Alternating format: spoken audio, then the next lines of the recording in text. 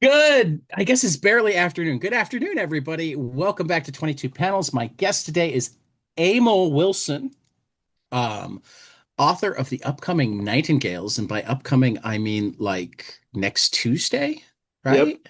Yep. Next Tuesday.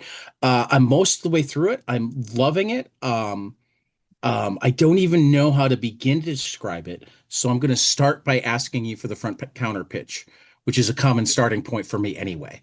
Yeah, sure. The Nightingales is based on a true story from my family's history.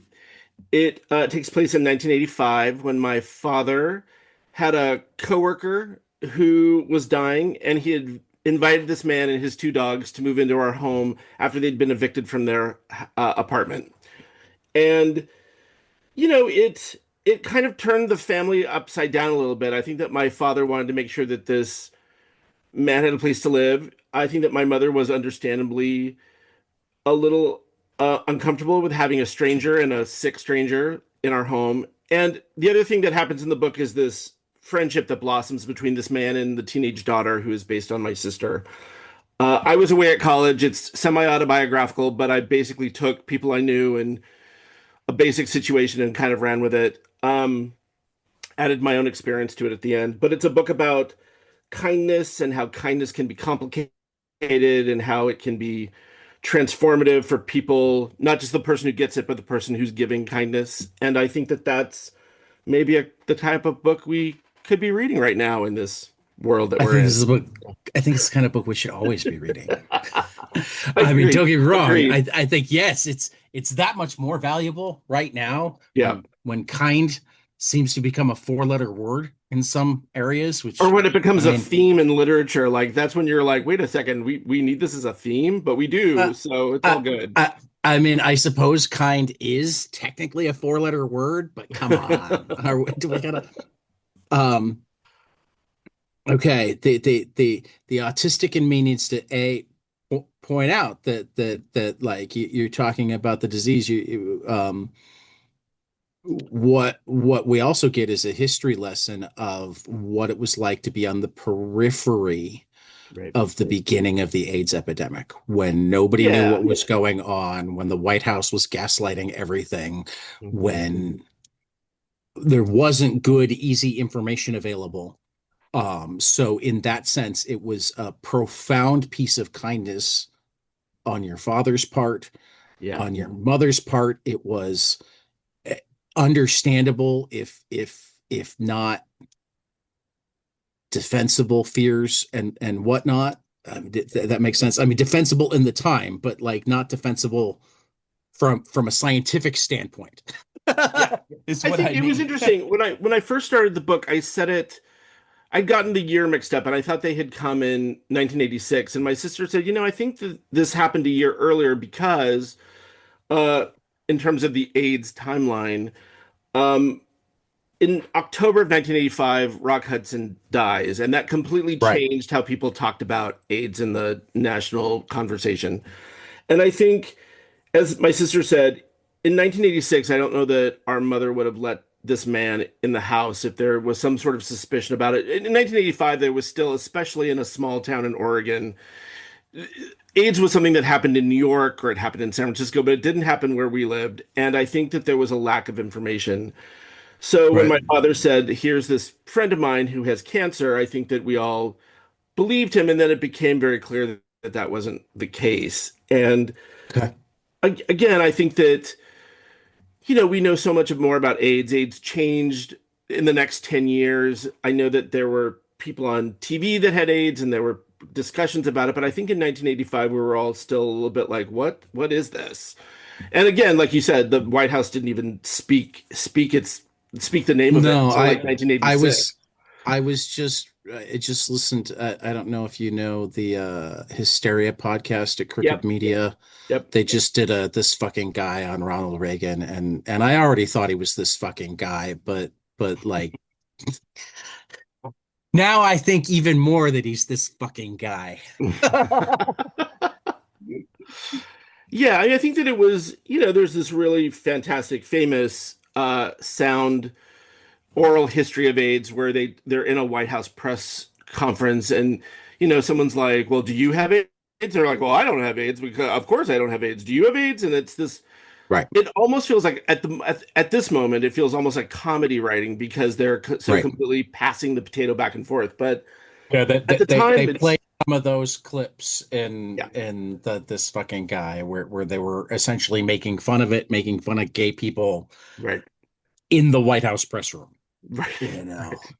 Which is Um, exactly where people should be made fun of is in the White House press room. So yeah, there well, you I go. mean that's certainly part of the playbook that got picked up by his spiritual. I mean, like always I have known for a long time how much worse Reagan was than the history books have mostly treated Right, him, where right, he's been lionized enough by the Republican Party that he's like the most divisive president in terms of presidential rankings. So right. some have him right after like some it's like Washington, Lincoln, Reagan, and some it's like Yes. he's way down Way at the down. bottom. Yeah, And like I'm over the last decade as I've learned more about Reagan and more about like I knew about the economic stuff, I yeah, knew about the foreign policy stuff. Um, as I start getting to know more about the social policy stuff on top of that and how he really was the front runner for all things horrible from the Republican Party for the last, well, yeah. my lifetime. My lifetime, my entire lifetime. Yeah, exactly. Um, it's like, okay, well, I mean, aren't you lucky that Buchanan moved weapons to the South, even though he knew that the Civil War was coming? Hoover laughed at the possibility of global economic collapse. Right. And two of your three Republican successors are just like arguably both the dumbest and most dangerous men to ever hold Right. office. So you are only the fifth worst president. Yeah, exactly. But Exactly. you directly led to two of the people behind you. So I don't know, maybe you should get bonus points. I don't know. I don't want to give any bonus points at this point. I just like nobody Well, deserves I any of meant it. bonus negative points. Right, right, right, right, Rather right. than the fifth Yes. worst, maybe we put W in front of you because W at least seemed to understand the gravity of the job. Right. That's like the only thing I'll give him. Sure. I'm sorry, I Yeah. didn't mean to go Oh off no, on a no, no. It's all good. tangent. I think that in terms of like I said, I think that we didn't know. My father didn't tell us that coming in that Right, he had AIDS, and I think as I was away at college, and when I came home and I met Jim and the dogs, I recognized what was going on, and I was coming out in college, and so I suddenly put it all together, and my sister already knew it, and it's exactly like it right, is in the book. The scene is exactly as it is in the book. So, and ironically, that's pretty much the last thing that I read. well, there you go. So that scene I have seen, and it's amazing.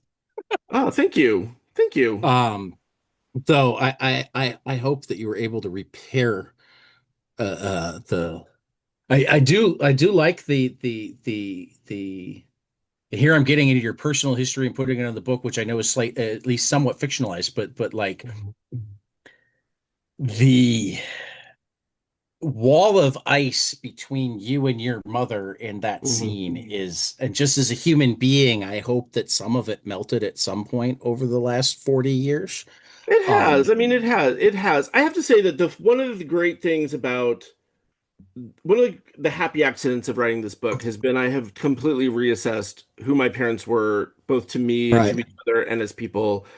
And there were plenty of times when, I remember I was in this workshop with this cartoonist named Elizabeth Tremblay, and she was reading the book, and she said, I think the father is the asshole. I think the mother has every right to not want a stranger in her home. And it was one of those moments, and I know I mean, it's an obvious comment about the book, and it was one of those moments that I just rethought the character, and I rethought my mom, and I rethought, like, she's right. She should have had a spouse who listened to her opinions, and I think that my parents were both caught in a time period where they were from the 50s, and then my mother was like, I'm going to be a housewife, and then the 70s came. She's like, I don't like any of these feminism choices, and I don't like the fact that I don't get choices. And I think she was really frustrated, and it's made me really rethink who she is, and it's given me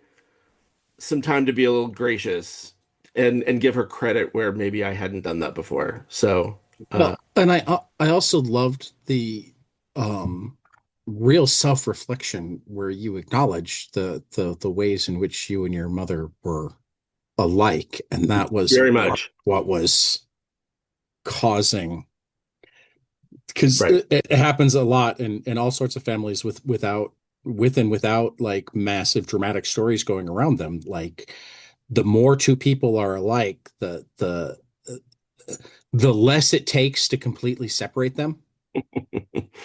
Yeah, I think that my mother and I always, and I think these characters do too, that I think that they understand more about one another than they let on. And Right. I it's interesting. It'll be interesting to see what you think about as the book goes on, because I think that there is a lot that happens Well, with the I'll email you. mother. I'll Yo, yeah, totally email there you go. Uh, you. but yeah, it's interesting. Like I took a lot of our family's history and then I kind of combined it with my own. So Right. the end of the book, which is coming, Right. is a lot of what I experienced separately. What happened is that this experience happened with this man moving into our home. And then a couple years later, I moved to New York and started working as a buddy for Gay Men's Health Crisis, as a buddy for people with AIDS. And I was assigned somebody who I got very close to. And a lot of the conversations that happened in the last third of the book are all based on that friendship. So I sort of say that everything in the book happened. It's just who it happened to and the order that it happened. That's all been changed. That's been moved around. But most of the stuff is true on some level. So yeah. Oh wow. I just read the email from Laura. Thank you. I feel Sure. you you wanted to reach out to me. See, I was still assuming that you had listened to interviews um after you had booked the interview, but it looks Oh like no it no no might have no. gone the I've other way I've listened to this around. podcast for I've listened to this podcast for a while. You're So it's actually a listener. I'm Woo! I'm a listener. So now I'll say hi, Mom. Hi, Adam. Hi, Britt. Hi, John. Hi, Emil. Yeah, exactly. So yeah. Yeah, Um no, yeah, I want to pick a little bit at the mom dad thing there, because it was a little of something that I thought, and also like one of the things that I guess wasn't clear on, because the way you're describing it is different from how I had it in my head. In my head, mom knew it wasn't cancer from the get-go. He'd been honest with her, but they decided not to be honest with Lou. And no, also she hadn't been given a choice.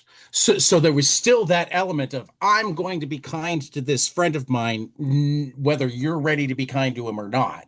And that, again, there's a real delicacy there. And is that kindness, or is that, I mean, that's kindness to Jim, but it's kind of asshole to Anne oh, Marie. to each other. Oh, absolutely. Right. And my father I think that my father was relying on the fact that my mother's father had died of cancer.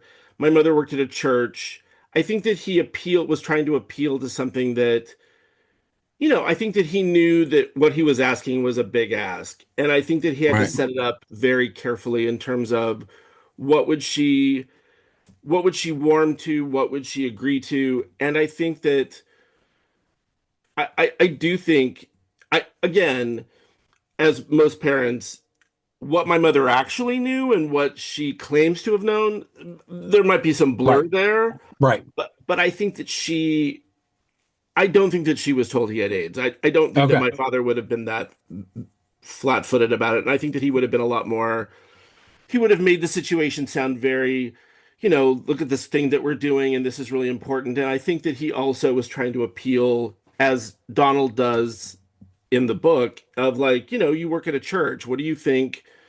What do you think we should be doing here if you work at a Right. church? We should be helping others. And I think that my mother was like, well, I'm happy to help others. I don't necessarily want them in the next room. Right. So again, that's fair.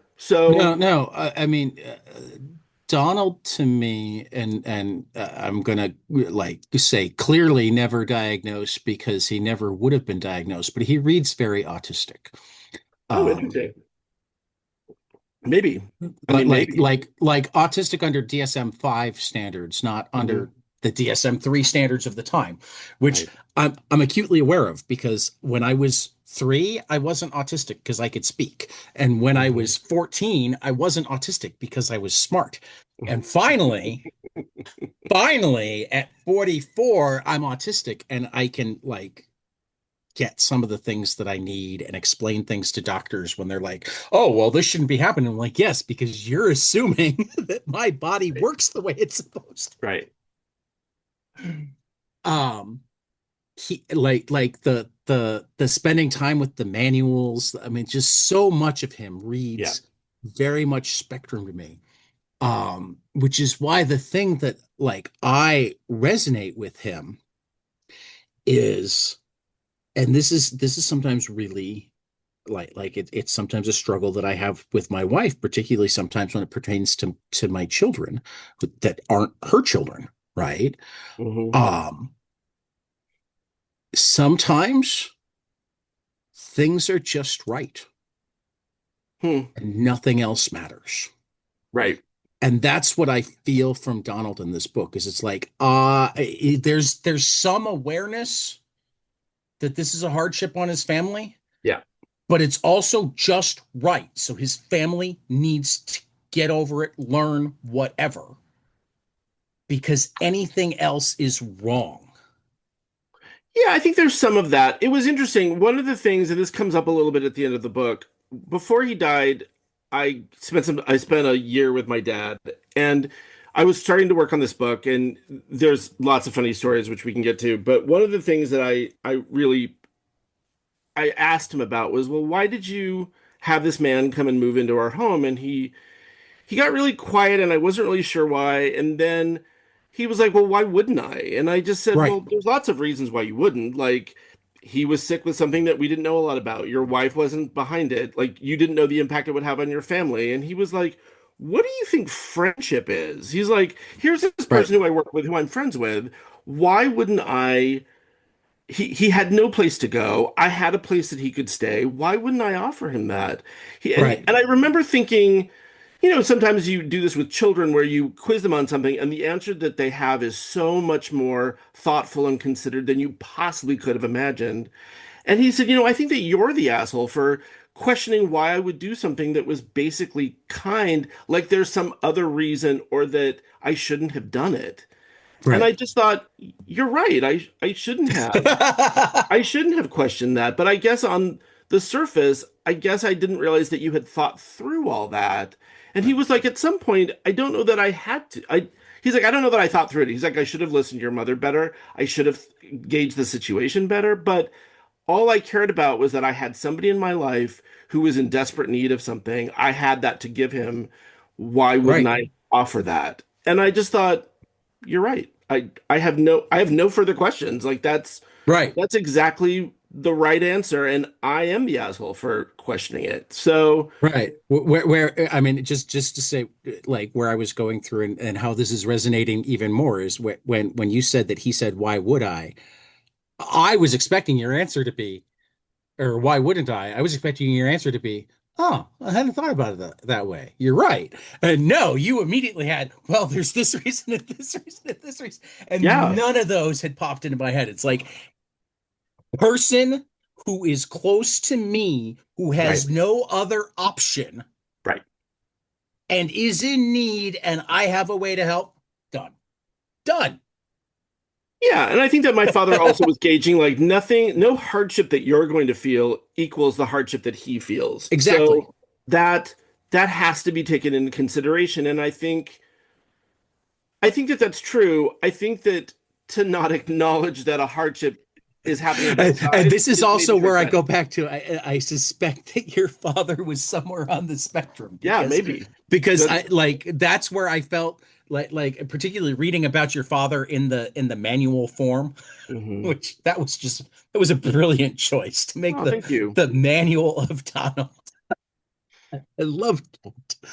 Um, I'm sitting there going, oh, like, because that's actually one of the biggest challenges I've had throughout my entire life, and one of the places where having the diagnosis is helpful just to me, Hmm. as a reminder to me, right, is that like I was always kind of aware that people didn't think the way I thought. Right. But now I like people don't think the way I thought. Think. I can't just assume that something that's obvious to me Right. will be obvious to everybody else. And just because it's obvious to me doesn't mean that whatever their insecurities, feelings, thoughts, whatever, don't matter. For that matter, doesn't even actually mean that it's obvious. Every once in a while, I'll get a piece of new information and dramatically change my opinion on something. Right. Right. You know, it's one of the things I always laugh about. You know, people are like, one of the things about being autistic is inability to change your mind. It's like, yeah, I don't think it's that simple. I think for a lot of us, like we will absolutely change our mind. We will change our mind in way more dramatic ways than most people are capable of doing. But like, we need the proof. And once Right. we've got the proof, now reality has changed, Yeah. Yeah. and the old way is unimaginable. Yeah. It's interesting. I've never thought of it that way, and I think that you're right. I think that I mean, to like it says in the manual. I mean, like the reason for that manual is that I mean that's true. I never saw my father read a book, but he would always sit and read manuals. And when you're writing a book about it, you think like, well, why would he always read manuals? And it was because he just wanted to understand how things worked. He wanted to Right. understand how to fix them when they went bad or when they started to break. He wanted to understand all of that. And that was that was the writing that kept him interested in, things like novels and nonfiction. He had no time for it. He just wasn't interested in that at all. But like give him a Scandinavian yogurt maker, and he would spend a week looking at that manual. And Learning Norwegian so that he could read the. sure, like it was all like, I mean, but if that thing started to break, he'd be like, "Don't touch it. Stand over there. Yep. Let me take care of it." And it was Yeah, yeah. like, "Yeah, okay. No, I get that because I'm the same way, though it was first with fiction because like I unlocked early in life that fiction was as close as we got to a manual for other people. Interesting. Yeah, Um, and then later I started getting into nonfiction, like along with fiction, because I realized, oh, nonfiction gives you the outside world impacts on what makes them feel and believe. And like, I'm a big, if I was able to do one massive thing with the education system, it would be we'd do a lot less siloing and a lot more. How does this history, this science, and this fiction all interplay right, together? I right. mean, one of the things that I'll bring up, I've brought up a few times on the podcast because it still never ceases to blow my mind. Um, in part because like it makes so much sense from a weird autistic perspective, is that like Benjamin Franklin watched Beethoven play. Is that right? They they Wow. they were they were contemporaries. Beethoven was doing Right. symphonies. I mean, we don't know for certain that Benjamin Franklin watched Beethoven play, but like But he certainly Beethoven could was have. playing in places in Europe Right. where Franklin was in Europe as a diplomat. It seems highly unlikely that Franklin wouldn't have watched Beethoven play, but really the more important thing is that like the revolution and Beethoven are at the same time. Huh. That's fascinating. I had no You idea about know, that. there was a fantastic exactly. People don't even understand the timelines enough to go, Hmm. oh wait, Right. Beethoven was in the 1770s and 80s, the American Revolution. Huh. um, there was a graphic novel recently. Like one of my favorite graphic novels of last year was called On Einstein and Kafka Land Yeah, because yeah, yeah. Einstein and Kafka were in, I think, Vienna at the same Mm-hmm. time, Yep. you know, and like it's not a guarantee that their paths crossed, But but it it's was not enough of a impossible. salon culture that Right. like there's very good reason to believe that like they could have been at some of the same talks, or Kafka could have been at Einstein talks, or vice versa, right? Um, and then when you start looking at through that lens, it's like, this like the way this all swirls together Hmm. makes this weird sense. It's not like neither one of Interesting. them would have done any of their stuff without each other, but like the idea that Einstein was starting to defend relativity. He'd come up with relativity before he got there. That's why he was there. But he wasn't like the big man on the totem pole there yet. So he was defending relativity. At the same time, Kafka was trying to figure out how he wanted to tell his stories. And like in a lot of ways, they both completely changed their fields Yeah, in the same completely. city at the same time. Huh. I mean, that sounds fascinating. And, and again, like the cause and effect, I don't know. But Right. but I think to teach them separately loses something. Yeah. To think Yeah, I of think them so. completely separately loses something. Just like, I was really happy. I mean, to bring this full circle back to this, I was really happy that I just listened to this fucking guy on Ronald Reagan because Right. I had a much better grasp on the world that this story was set in Right. than I would have had if I was just coming into it raw. Um, and then it takes on this whole other nuance because, like, your dad was a court reporter and you didn't see him read anything but manuals. But, like, as a court reporter, I got to imagine he was somewhat aware of, like, a courthouse is a place where news gets talked about, news is happening, Yeah, for sure. people are aware. So, like, I gotta believe that it wasn't just my friend is sick. It's like my friend is sick, and most of the world are assholes that are so afraid of his sickness that like Yeah.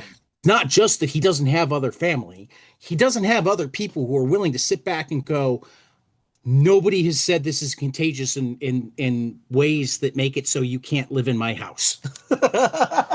Yeah, and I think that it was also the type of a town where everybody, I mean, it was a small town, so everybody kind of knew each Right. other's business. And I certainly believe that the people at the courthouse knew to some extent that Jim was living with our family. And I think that, I'm sure that there was a lawyer or two who kind of like looked sideways as like, what's that? What's happening there in terms of Right. why would you let that person into your home? And yeah, I mean, I think that, after having met Jim, I mean, he certainly was somebody that, I mean, I was coming out, I met him, I immediately recognized him as another gay man, and I can't imagine that other people didn't as well. So, yeah, it So was, you're lucky enough to actually have the gaydar.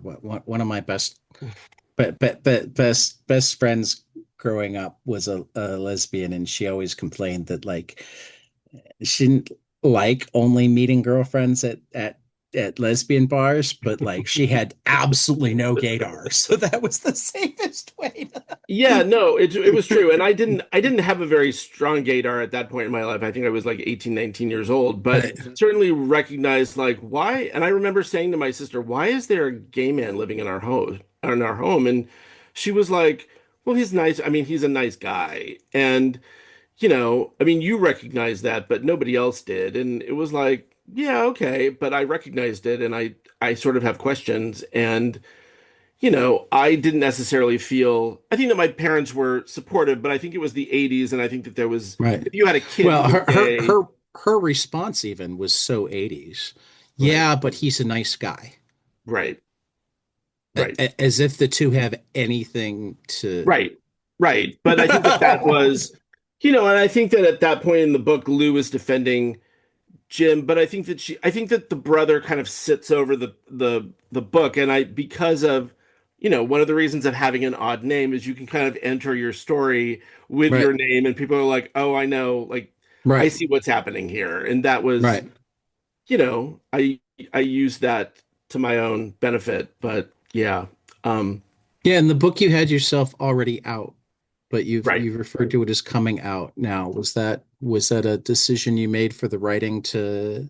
I think that I was out at school. I think that when I and again, this is a subtlety that I think the people in the 80s would understand is that Oh, I'm when you're certain. And when you're out I in overall understand it, but yeah, yeah, yeah. I mean, when you're out at college and then you come home to your small town, you're still like you're not going to announce that you're gay in the same way that you would at college. So I think right. that it's all sort of part of the process of coming out. And I mean, I guess I meant, were you out to your family in real life, or was that a dramatic change you made for the book? no, this was all around the same time. Like I came out to Okay. my family around the same time as Jim coming Okay. to live with us, and I think that it Because just the all feels of a implication in the book is that you'd come out before leaving to college, and that was part of the.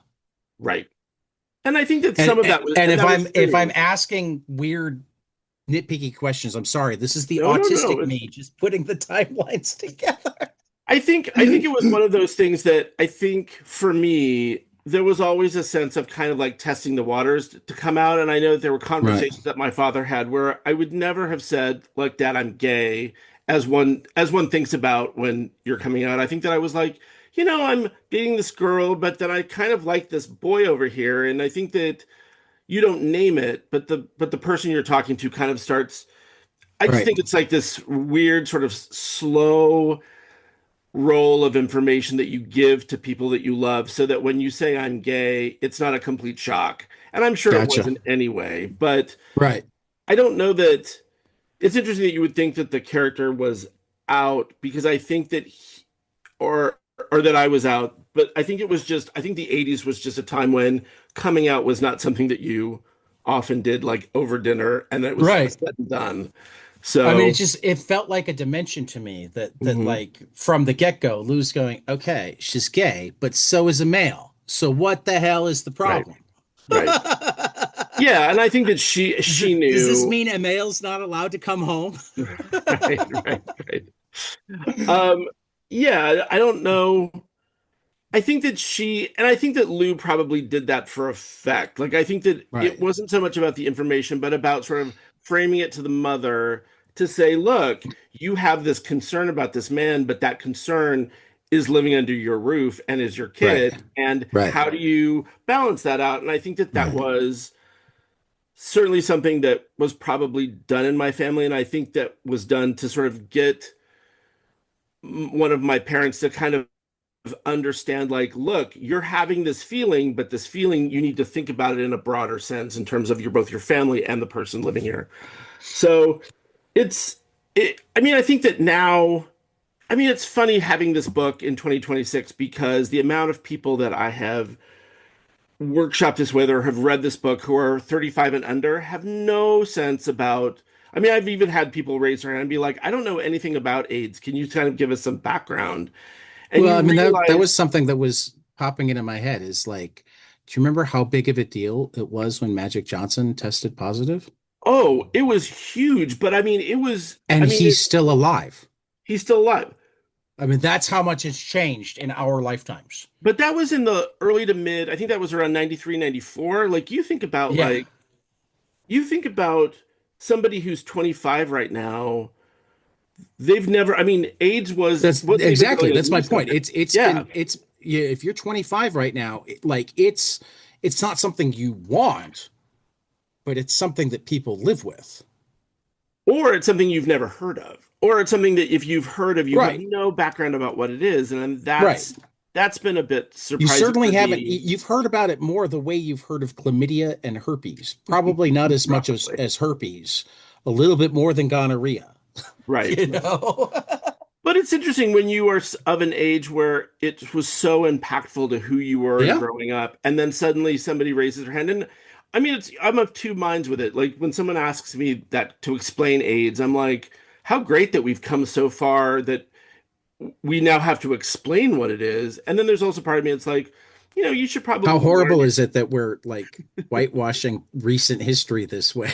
yeah, or like you should learn your history. Like this is something Right. that you should know about, just knowing about. But yeah, it is I sort mean, of it interesting. is similarly one of the things I always think about um, when it comes to gay marriage, and I think about even more as people as we're backsliding right now in Hmm. very real ways. Yeah.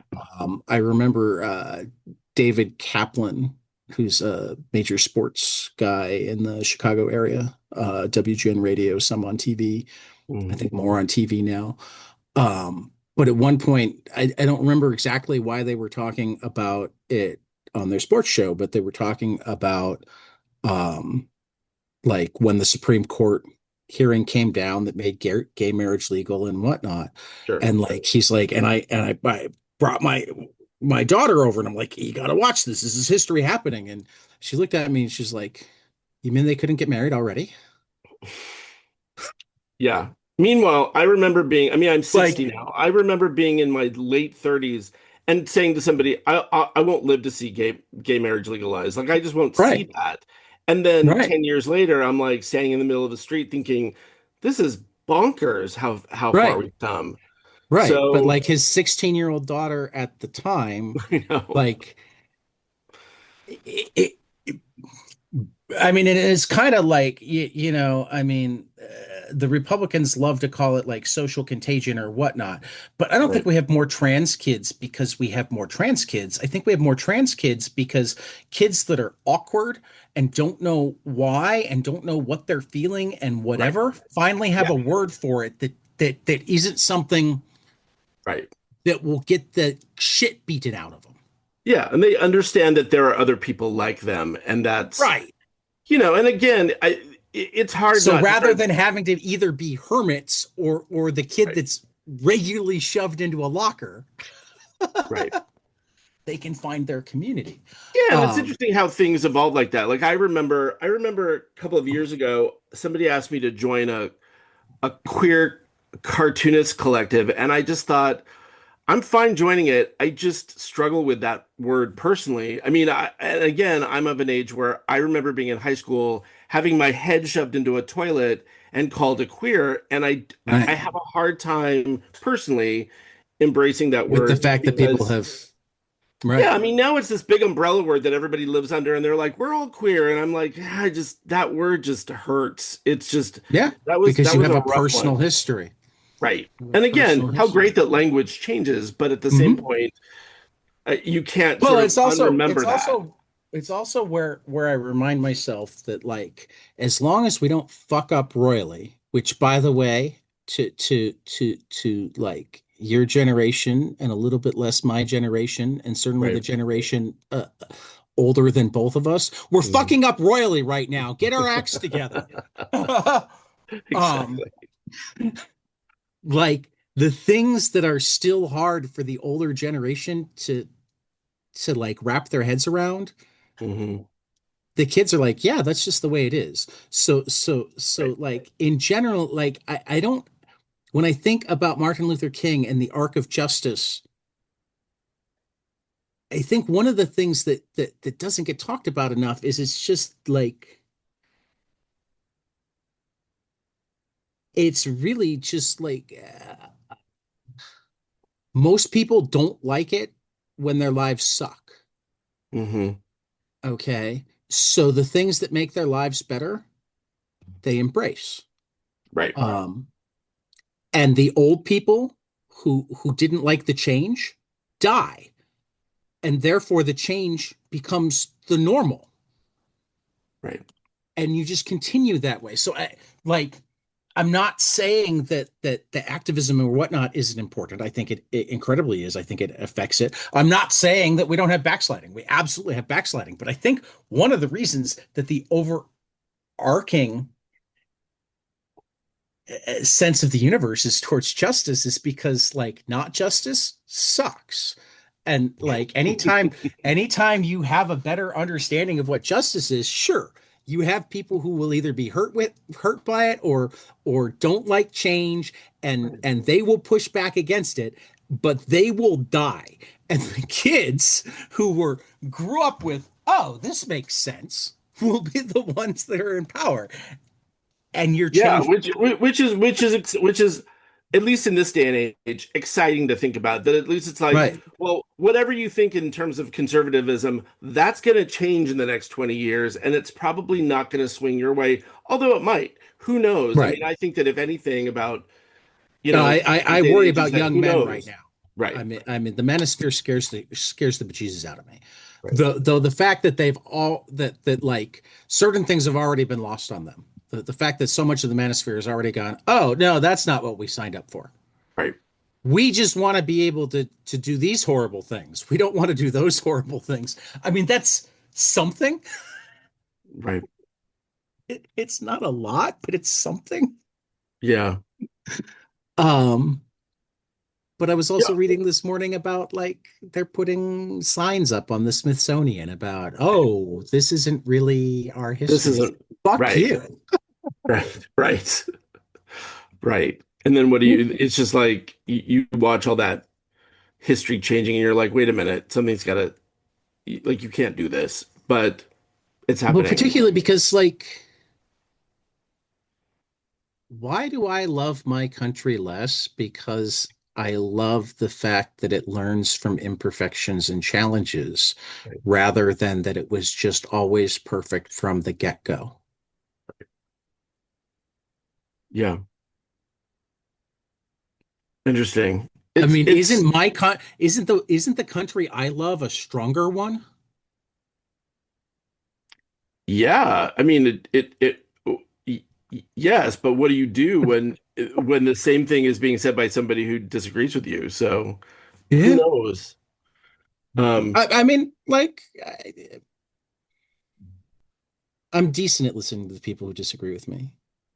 I'll argue them till the cows come home, right, but I'll try to listen. right. Unless they're just being mean. I don't have much tolerance for meanness. I don't get what the upside is.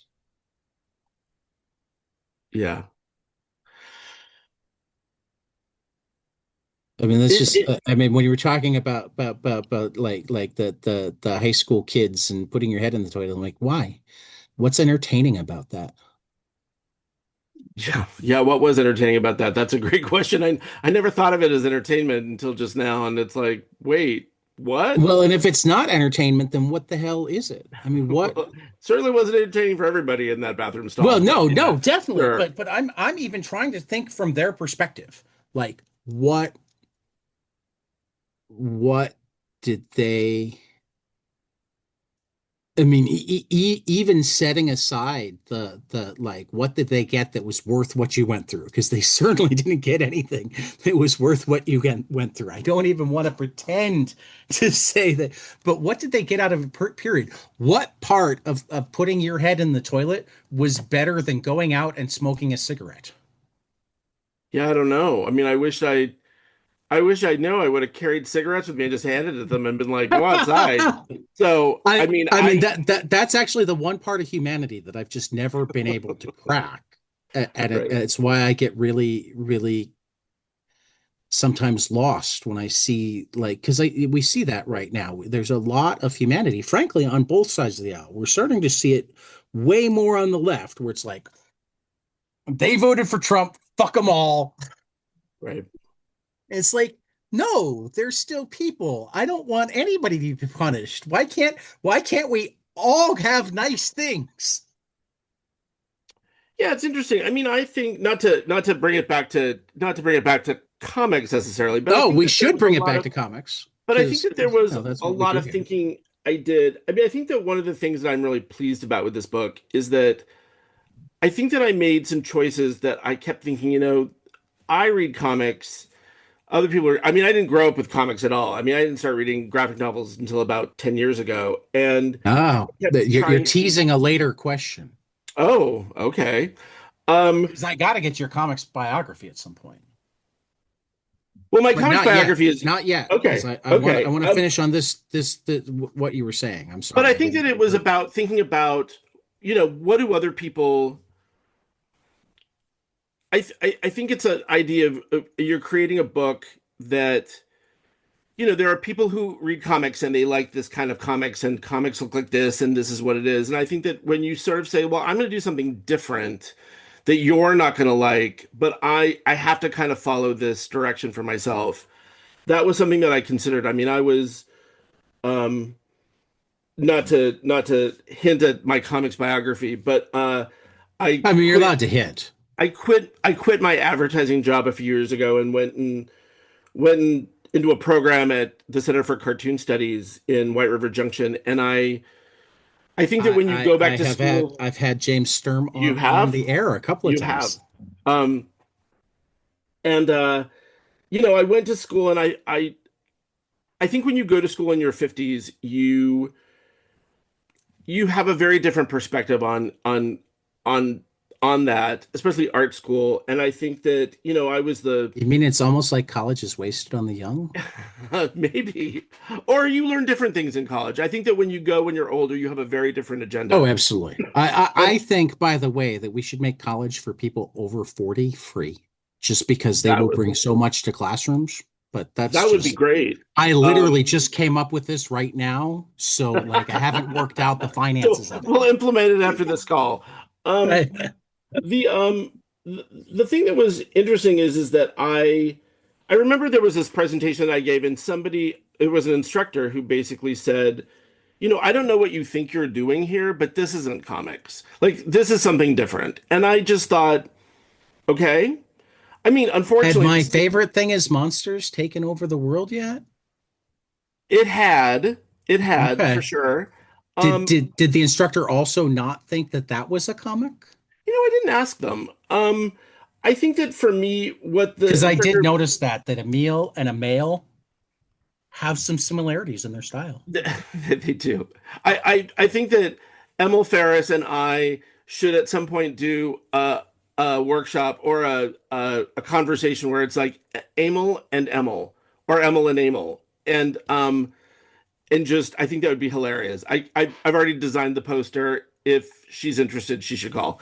Um, but I think that what this instructor didn't know is that my background is in advertising.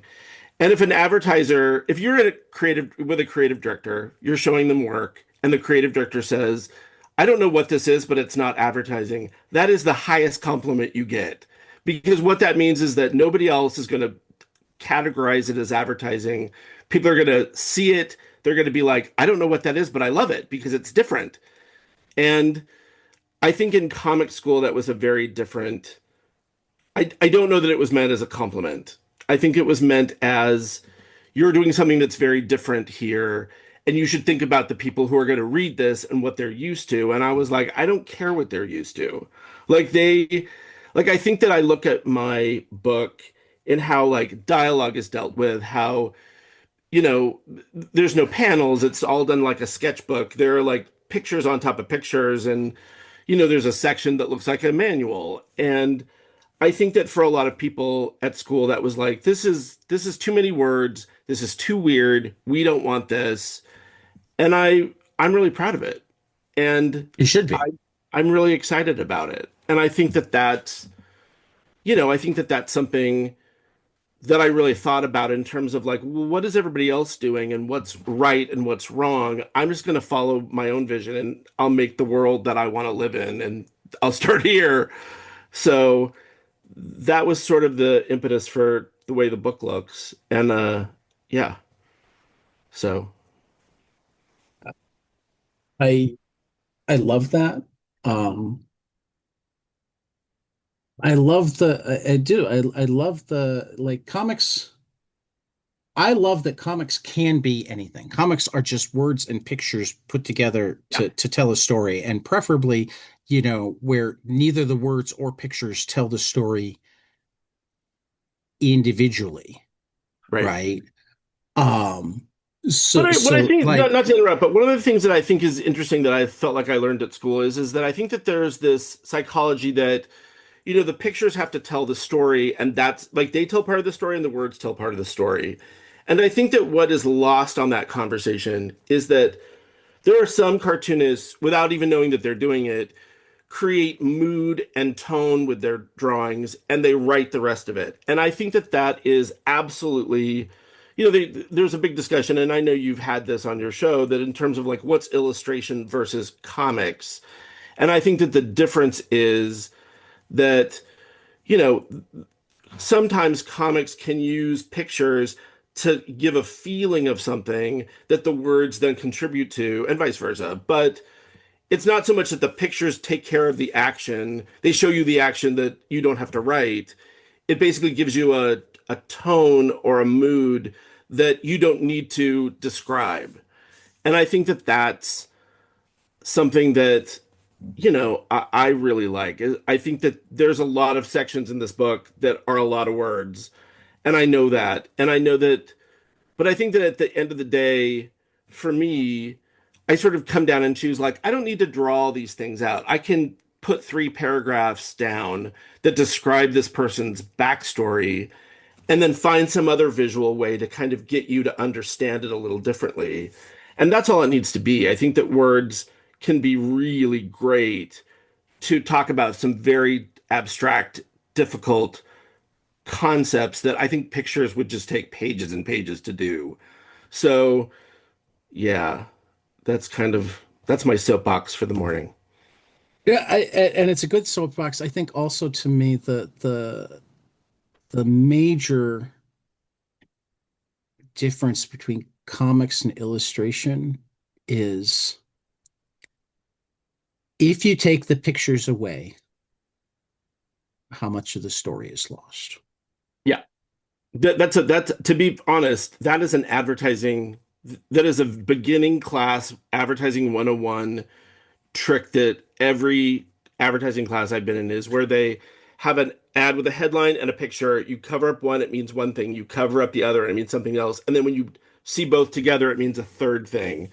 And I think that advertising seems like it's very different from comics, but they do It's not. almost the same thing in terms of visual They're storytelling.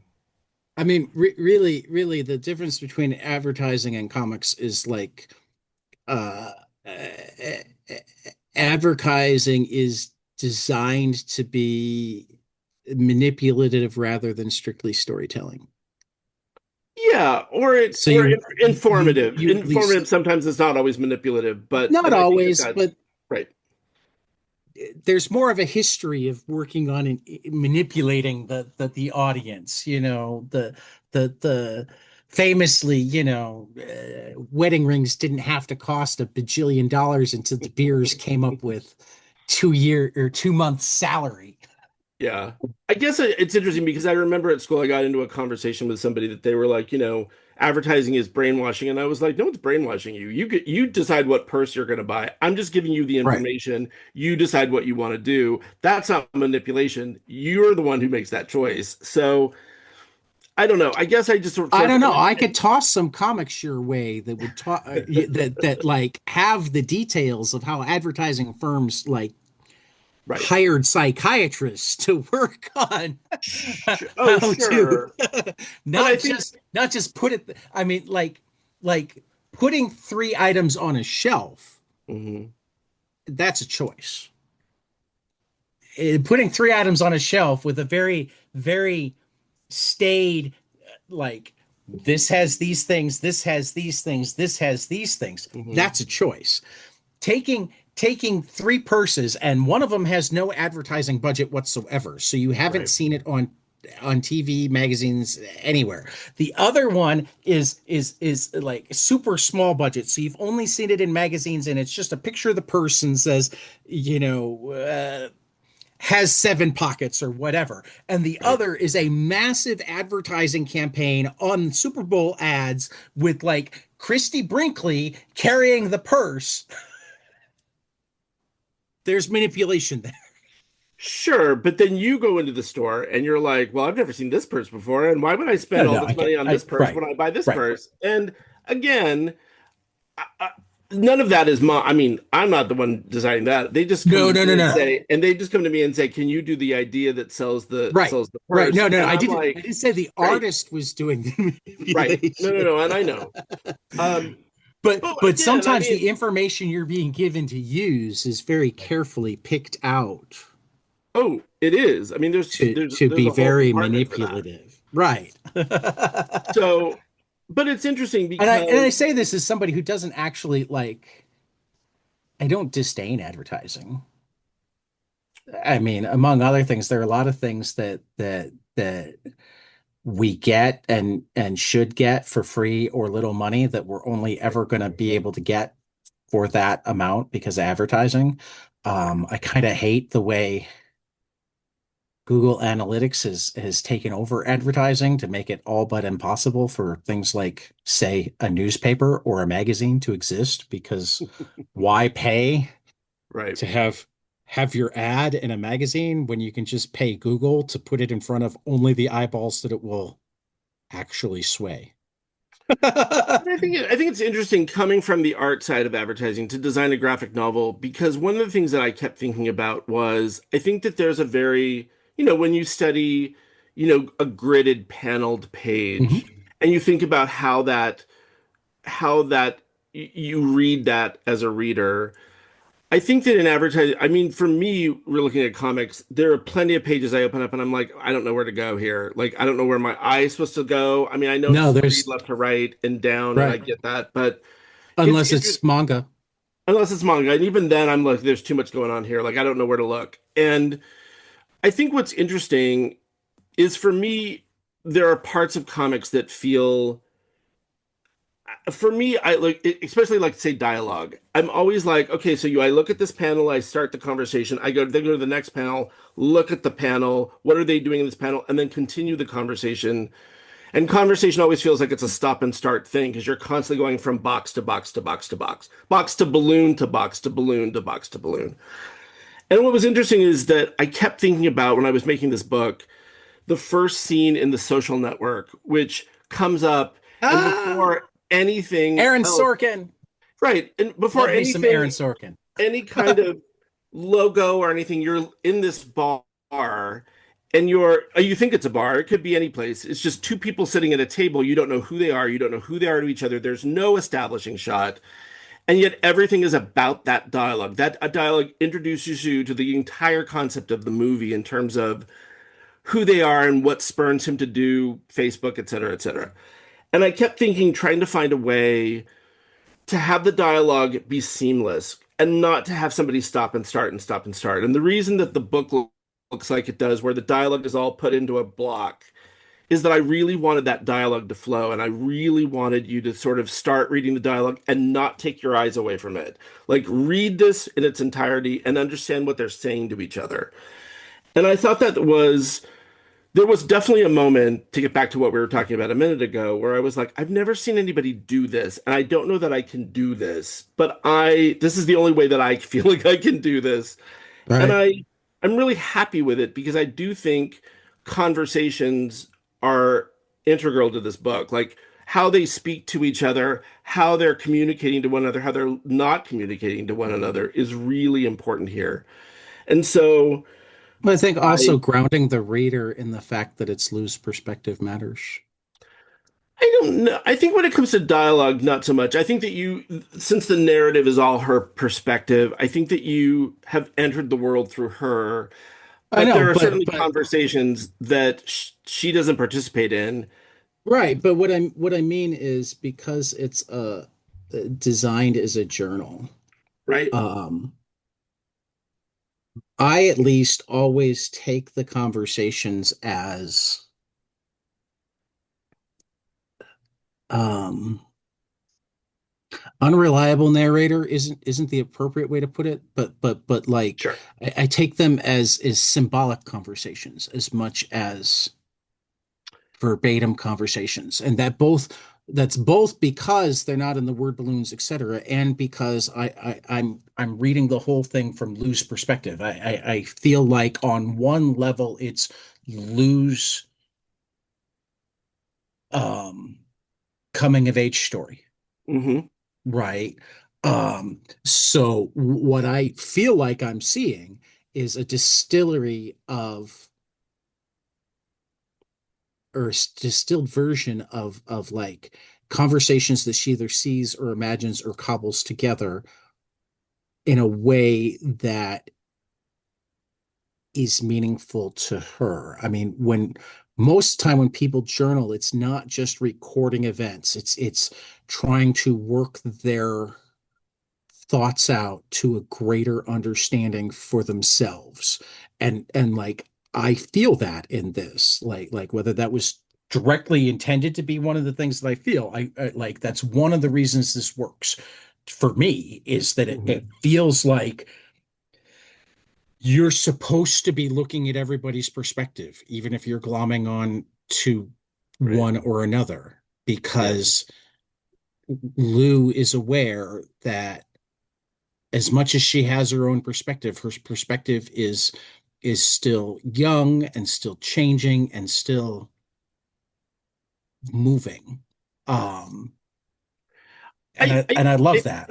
I Yeah. think that that's true. I think you may come up some stuff at the end where you realize that the sketchbook is sort of in real time, but it's also sort of a memory, and she's basically writing it from a point later on in life. We sort of see we've moved forward in time significantly towards the end of the book. And I think it's interesting because what you just said made me think of something that I somebody asked me, why didn't you write this as a memoir? And I my immediate reaction was, well, I wasn't there for the beginning of it, and then I couldn't make it a memoir because I was basically telling the story through these people. And one of the reasons that I was happy not to write it as a memoir is having written memoir before and having shown it to people, and they're like, yeah, you're not going deep enough. Like you got to go deeper, and It's there's more hard. story to tell. And it is to me, it's one of the stumbling points with memoir. But to choose your family as characters where you're not part of it, you know those people intimately as people and as characters, and you know what they're going to do in any given situation. It's funny that you would say like the conversations are things that Luke creates, which is true, has to be true, but as the person who created them, I'm absolutely convinced that that's what would have been said in that given moment Oh, by absolutely. these people because I knew them so well. And But you also it weren't there. So I you wasn't there, but created I that. right, You but I know. knew I think that Yeah, that's one of the things that I like about I wanted to do this book and not have me be the main character was that right. I wanted to sort of again, and I use this word oddly, but I was sort of using the knowledge I have of my family to Right. create the story. And it's interesting when you write characters based on real people who are in your family. I think that with memoirists that write prose, it's always interesting to see what people say about how they appear on the page. When you do it Right. as a graphic novel, the stuff that comes out of people's mouths are nuts. Like when I showed my father sketches, he was like, "Why am I bald? Like, why did you make me bald?" And I was like, "Well, the other guy kind of had your haircut, and I mean, does it matter?" He was like, "I'm really proud of my hair. Why am I bald?" And and I just thought, you're worried about your hair? Like you're like the behavior is questionable and you're worried that you're balding as a character. And it's again, I think that it's this I law mean that of that's actually probably a sign that you got the behavior dead on for him maybe, because he doesn't maybe, think of it as questionable. He's like, yeah, this is right, yeah, this is who I but am, I'm not bald. but I'm not bald. And I think that that's true. I think that that is exactly how he reacted. And it's just this interesting part that I hadn't expected with a graphic novel as opposed to a memoir Right. is that you have to put people that you know and love on the page in physical form Right. and how they that I know that when my mother saw there's a drawing of her middle of the book And she's like, I really like this outfit. I don't remember ever having this, but I would have accessorized it differently. And I was like, I need you to focus on what you're saying in this. I mean, like you're worried about the brooch as opposed to the necklace, and I'm like, you're saying some awful things, and it's just an interesting part of it's a byproduct Right, of being a graphic novelist that I hadn't really thought about, and right, it's something that I'm learning and how I'm working on. The next thing I'm working on is something that talks is about the siblings, is about me and my sister and sort of things that happened later on. And it's just interesting. I'm much more conscious of how I'm presenting her, myself, the other people who are not in this book, who will be in the new book, how they're going to look at themselves on the page and what will they see. And that's been interesting. So how yeah. did your sister respond to this book? Good. I think that the first reaction, she called me after she read the first draft of it, and she's like, "This is really close to the bone." And she's like, "Nobody would get that except for you, me, mom, and dad. Like, no one's gonna understand things. They're gonna read things and be like, oh, that's interesting." And she's like, "We see it completely different." Um, I think she has since come to the point where, I mean, she knows the things that have been changed and the things that are made up, Right. and I think that again, I think that nobody else would get that. So I think she likes it. I think she likes it a lot. I hope she likes it. I think that I think that my mom likes it. I think there's enough of a lie that the stuff that's the truth, kind of what you were saying, the stuff that's the truth, she can kind of be like, well, that's not, I don't need to think about that because this stuff's a lie. So maybe this is a lie. The And brooch is in the wrong place, so it's the not brooch is in me. the wrong place. So, I mean I would never wear heels with that. So it's all armchair psychiatrist, like in a scene where you've got her saying terrible things, right. that's a reasonable response. She doesn't want to address the terrible things. She really doesn't want to address the terrible things if she can't say, no, I wouldn't say that. Right. So let's look at the fact that I would accessorize the stress treatment. Right. And hopefully, I mean, like I said, one of the things that I'm really happy about is that I think I spent a lot of time trying to really understand where all of that was coming from. And that, I think that one of the things when you write memoir is to give grace to the people because they're characters. You can't just have a bad guy. Like you have to have somebody that's dimensional. And why would they Well, do I the things that mean, they're doing? you could. I mean, they've got Sure, that you whole could. this fucking guy on Hysteria. But you shouldn't. You should make the character dimensional and you should make the character understood. I mean, And are I you think saying that that you that's can't be a bad guy and have dimensions of your despiteful evilness? I mean, I feel like our current president does have multiple dimensions, but he's a bad guy. I think that's true, but I remember but I think we've read stuff or seen stuff where we're like, oh, that's where he got that. That's why Okay, that's yeah, no, important to him. his It doesn't his make it dad any was kind of an better. It asshole doesn't make it too. better, but Yeah, it no, does I'll give give you you that. reason to be like, okay, at least I know where the source of that is, and that you're not just a horrible person. That there's actually a reason this Yeah. happened. On the off chance, though, that we have any MAGA listeners, I doubt it. 900 some odd episodes in, I think they would have figured out. But I want to say once again that I was a dementia care professional. I have administered the Montreal Mini Mental Test many times. He's bragging about passing a dementia exam that a kindergartner should be able to pass. Oh, it just if you start talking about it, it just becomes worse. It So does sometimes, but every once in a while, I just need to put that on the record for yeah, people that's who don't. I mean, seriously, I don't understand why a Democrat hasn't said, "Let's take them together and record it." yeah. I don't know that that would You're be. so certain I can't pass it. Let's take them together Yeah. and record it. Yeah. I don't know. I wouldn't hold your breath for that ever No, happening. it's But not going to sure. happen, but Yeah, I don't exactly. understand why it hasn't. Yeah. So, Well, I do. The Democrats have their hearts in the right place, but misplace their spines. But that's a different podcast. That's a I mean, different it is discussion. sometimes this podcast, but I was going to move on. Yes, sure. Okay, let's move Uh, on. let's hear your comics biography. Now, I'm gonna be specific. Yeah. When I ask for a comics biography, Hmm. I'm not asking for your bibliography. Hmm. I'm not asking for your CV. I am asking like what comics have shaped you?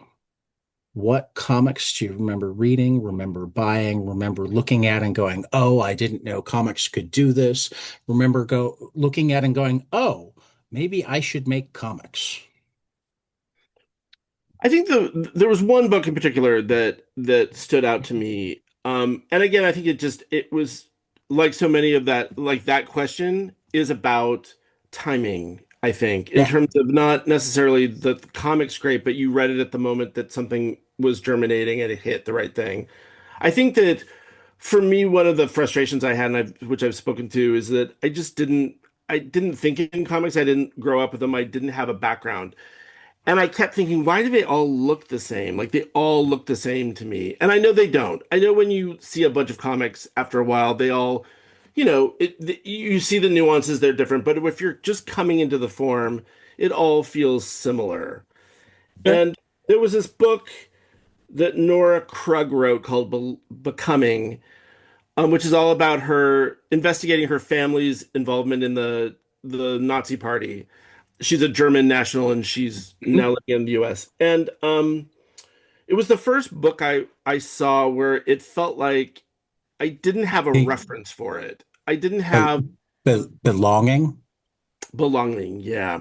Yeah. Um and and I think what was interesting for me was that it didn't look like a comic, what I thought of as a comic. It did different things. It sort of brought in journals, it brought in documents, it brought in photographs, it brought in collage. And I just thought, this isn't what I want to do, but this allows me to do what I wanted. Like now that I've seen someone else do something different, I can do something different and feel confident about it.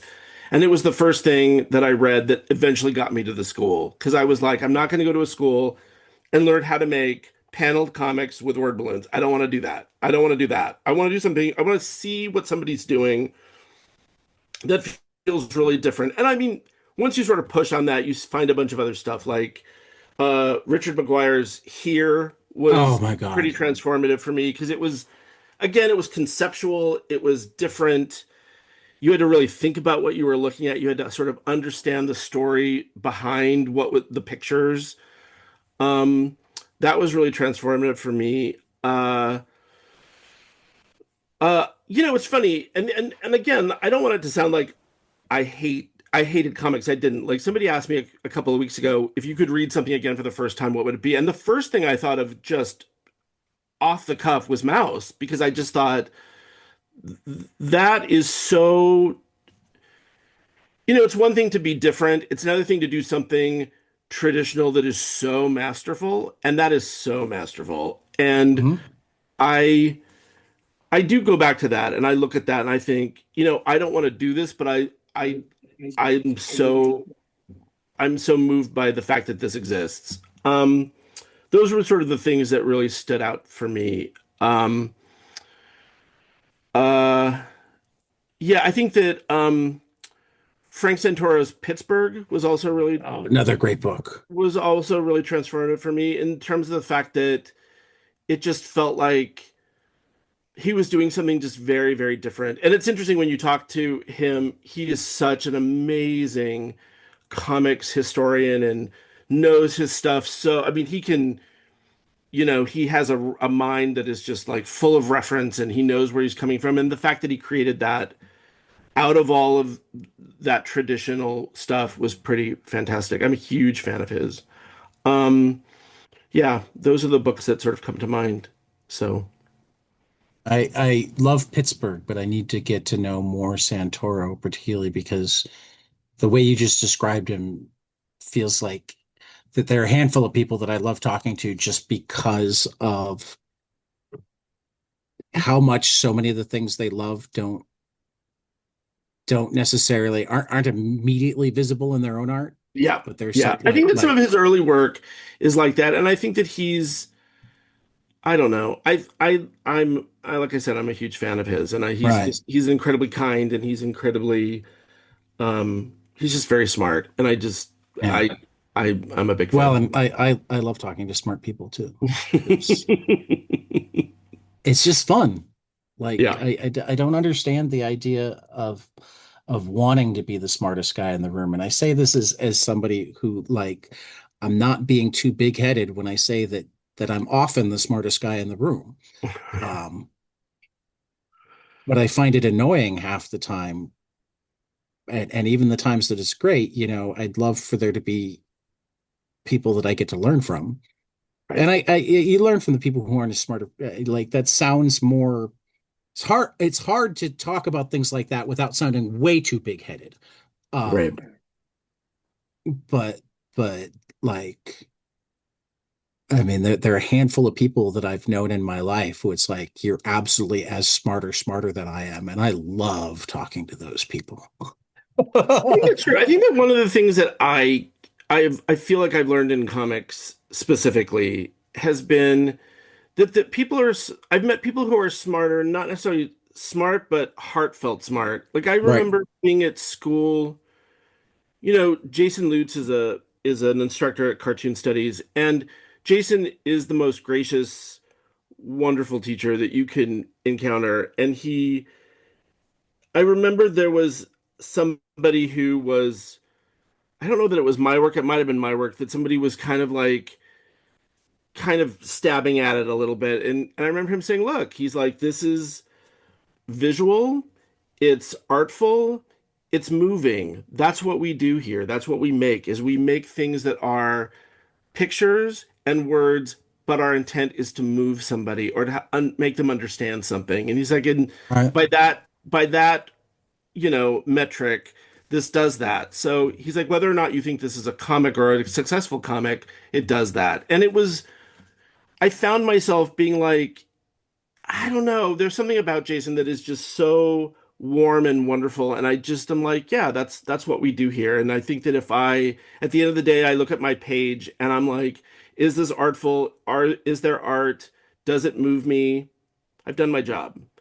right. And that's what's great about making comics. And I don't know that it has to have all the other trappings of it. It can just be that. And I think that that was a bit of a North Star for me with this book, was just like, does this move me? Am I at the end and I was moved? And I remember the first time I showed it to a group of people and people were moved. And I remember going into the kitchen with a cartoonist and saying to her, like, was that a weird workshop that people were crying? And she was like, oh yeah, that was weird.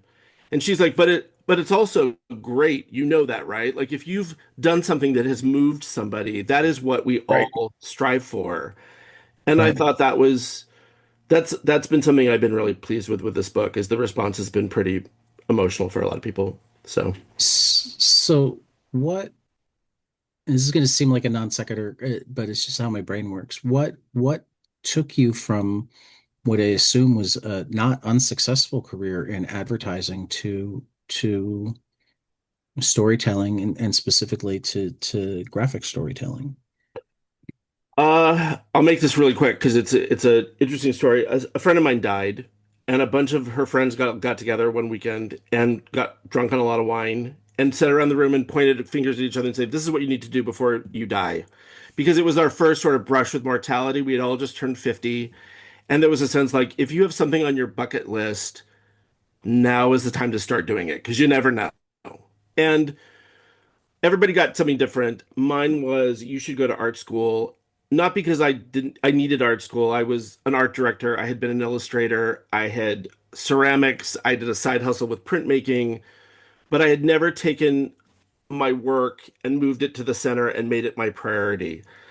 And they thought that's what art school would do for me. And I was like, yeah, but the problem with art school is I have to choose a discipline and I don't want to do that. And they said, well, what about like something like graphic novels? You get to write, you get to draw, you get to design.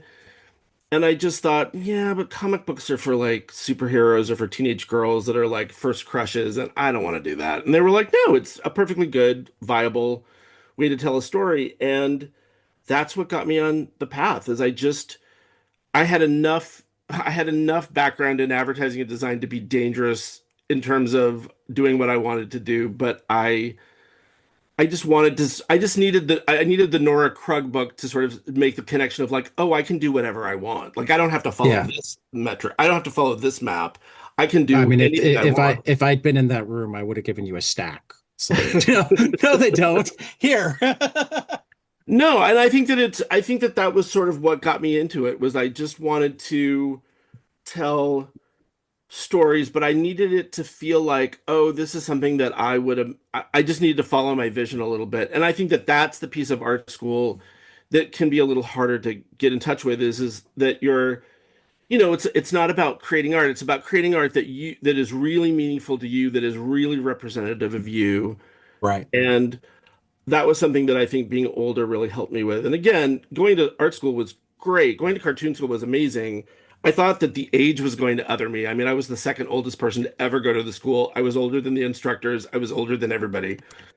And the thing that othered me was not that. The cohort was amazing. They were welcoming and supportive, but it was the fact that I'd had another career and then sort of walked into the school and I was like, you also sort of have a sense of like, I think that a lot of people in art school don't understand how to monetize it to sort of have a life doing it.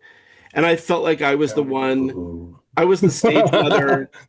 There was somebody in my class who made these amazing 3D sculptures, and I felt like I was always the Hollywood producer, stage mother, that I was like, look, let me tell you how we're going to make a living here. You take this, you do this with it. You take this, you do this with it. You sell both, you basically make income here, and then you do this in the middle. And she was like, hey, Grandpa, calm down. Like, what's the problem? And The problem is you're a good artist and I want you to eat. it's good. You're an amazing artist, and you should focus your everything so that you can pay your electric bill and still do your art. Right. And I think that that was part of what made school so odd is that I had production experience and I had paid an electric bill and I hadn't, like it was about, look, if we're going to do this and make a living at it, we got to make the living part of it. And I think that comics is incredibly hard to make a living at. I don't think that that's news Oh to yeah. anybody. Oh yeah. It's a I mean, recurring theme on this podcast. oh, I'm sure. And again, at Cartoon Studies, every week they have a visiting lecturer come in. And I looked at somebody at one point halfway through the year, and I said, if one more person says marry somebody with an insurance policy, marry somebody with an insurance coverage, I'm going to lose it because it's like, in the There's 50s when truth to it. it's truth to it, but it's like, when people went to school, like when women went to school in the 60s to get like a husband, it's like, Right. that's what this feels like. Like, I don't want to marry rich to do comics. Hey, hey, I got a sugar mama. She's a public school art teacher. I keep being told that that means that I don't understand what sugar mama means. I love the term sugar mama. She's a public school art teacher, Right. but she makes twice as much money as I do. Exactly. Exactly. So I think that that's, again, when you're older going to art school, it's like, I know why I'm here, but I also know the realities of being in the world, and Right. I got to make those two things work together. And I don't know that I've necessarily done a good job yet, but, I think that there's also like, I I'm going mean, to get out there of school is and I'm going to publish something a book. So, there is something to be said for living and working in the lamp factory in Montreal like Paul Pope did. right. Right. I don't know if even he actually thinks that there's a lot to be said for that. Well, but I think that I just, it's frustrating because I know that a lot of people, myself included, Right. have to do other jobs to be able to do this Right. job. And I think that Right. that can be not just demoralizing, but it can also be exhausting. Like there are Oh, so yeah. many days you come home and you're like, I don't want to draw anything. I just want to watch TV and like the most mindless TV that exists. And Oh, yeah, I please think don't that tell me you're into reality TV. no. You I mean, you would look, I don't even know. you I would mean, ruin my whole image. You no, come no, home and no. watch But Desperate Housewives. oh God, no. No, no, no. That's not my shtick. But Okay. I do think that it's it's hard to do this. So I think that you have Yeah, to it sort of is. understand your sacrifices Yeah. and but also know that you have to follow what you want to do and not think about, what the market is. You just have to follow your stuff. I mean, I pitched this first chapter of this book and someone's like, AIDS is over. What about COVID? And I was like, I don't want to write a book about COVID. Like, that's not my experience. And so who knows? Who knows what the marketplace, you just have to kind of do your own thing. So, Well, and like it's something that it's a weird place that the comics marketplace is in because yeah, like half the comics marketplace is locked into the weekly comics monthly formula specialty store distribution. yeah, So like if they can't see how it fits into that, they don't understand how it exists at all. And the other half of comics is more the long-term publishing world, but two things. First, as more and more VC and um private equity has gotten into long-term publishing, it's become less and less long-term, less and less about, oh, we want to have the catalog so that we can make money for the next 50 years. It's yeah, what have you yeah, done yeah. for me this week? Right. And like all art, but particularly long form storytelling takes time to find its audience. Oh, yeah, it takes time to make it. It takes time to make Right. it and then find the audience and then to make it an object takes time as Right, well. right. So, But so like making it to what you think that people will like is like right, the dumbest possible way to do it. right, right. And Unless everything you're somebody changes who's paying anyway. for it but doesn't understand what it is, Right. which unfortunately exists too much. Right. But So when we you won't see go down something that. like, Richard McGuire's here and you're like, he did. I can't imagine that anybody was like, oh yeah, this is gonna do well. This is gonna be a That great started book. out as like a 16 pager. Right. I mean, it's just one of those things Yeah. like, thank God So that it somebody wasn't like, saw it because it I'm started gonna do it out myself. much smaller, and I want to say Pantheon came to him and said, "We think this Oh, could be more. great. Do you think it could be more?" That's great. Um, I love that. I love knowing that someone's right, like, let's see the potential in this and let's go with it. Like that's right. I believe I haven't talked to Richard, but sure. I know it started much smaller, and then became a bigger thing. Yeah, I think that Um, that's an interesting piece to it. I remember when I was invited to go to the comic art workshop in Australia, and there was a lot of discussion about this book. About think about what you want it to be. Do you want it to be a real object? Do you want the journal, the sketchbook to be the book? Do you want this book? Like think about what you want it to be. And that was a really wonderful piece of advice in terms of who do you want to read this? How do you want them to see it? What do you want it to look like on a shelf? Don't every question, but what's the story? That was not, I mean, we right, talked about that too, but and it was that conversation really galvanized something for me in terms of like, look, when I gave it to the man who would become my agent, he said, look, I don't read graphic novels. I don't really like them, but I like this one. And I like it because it moved me and which it means I have another stack that I can give him too. he's like, it doesn't look like what I think a graphic novel should be, and that was what attracted me to it. And I thought that's the person I want to. I want that to be my reader. I want the person Right. who doesn't read the advertising slogan, the graphic novel for the person who doesn't read graphic novels. And And that I'm was I'm down like, I'm down with that, but I also like it frustrates me so much. Nobody sure, says I don't do moving pictures or I don't do right, prose. right, Comics are a medium. There's no such thing as a person who just does not like, you don't like examples of the medium. I guarantee you, or every you don't person know enough out of there has right, some, you know, and half the time it turns out that they already know it. They just somehow have divorced it from the medium, right. you know. I don't do comics. Oh, I've read every Peanuts cartoon ever.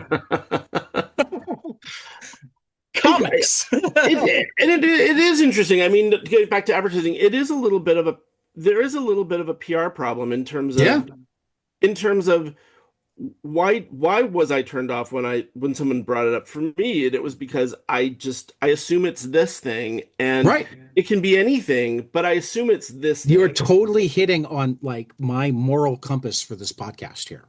which is a huge conversation to be having in terms of like, Right. well, then then which way do you go as an artist? Do you do the thing that feels like a really wonderful example of a great comic, whatever that is to you, or do you do something that just feels completely bonkers and different? It's like, well, you can define it however you want. Like this could be, Right. we don't even I have to mean, call it both that. can be true. Right, right. Both can be true. I mean, like all of like almost all of my favorite comics are my favorite comics because they did something that made me look at the medium differently. Whether it was Frank Miller's Daredevil way back when that like very much falls into that panel and whatnot, but like dealt with much more serious personal issues. And I'm like, oh, you mean it doesn't have to be all superficial superhero stuff? We can deal with relationships and we can deal with crisis of faith and we can deal with I mean, on some level, that's a wonderful perspective that you think that. I mean, that's true that's something that you think about in terms of like that they present some way for you to look at it differently. I think that right. that's incredibly inspiring to someone like me. That's incredibly encouraging to somebody like me because I feel like there are times when you create something where you're like, oh, well, this worked. I'm going to do it this way, the way this person did it, instead of thinking like, well, what's a different way to do it? And I Right. think that that's where, for me, advertising came in because it was like, you never do the thing that everyone else is doing because then it's going to be forgettable or people aren't going to spend time looking at it. But it's a wonderful thing to hear, like, keep doing the thing that feels different because Right. that's the thing that will make the reader be, Well, I I mean, mean, when I did some freelance for Apple, there was this phrase that they kept throwing at you that was like, we need to surprise and delight our consumer. And I think about that line a lot. Like, am I delighting and surprising, or am I just delighting? Or is this surprising enough? And I think about that a lot. Like, right. I think it's the combination of those things that make something worth reading. Well, and like all of that said, like you drop the social network, I'm going to drop some more Let's Sorkin go. wisdom.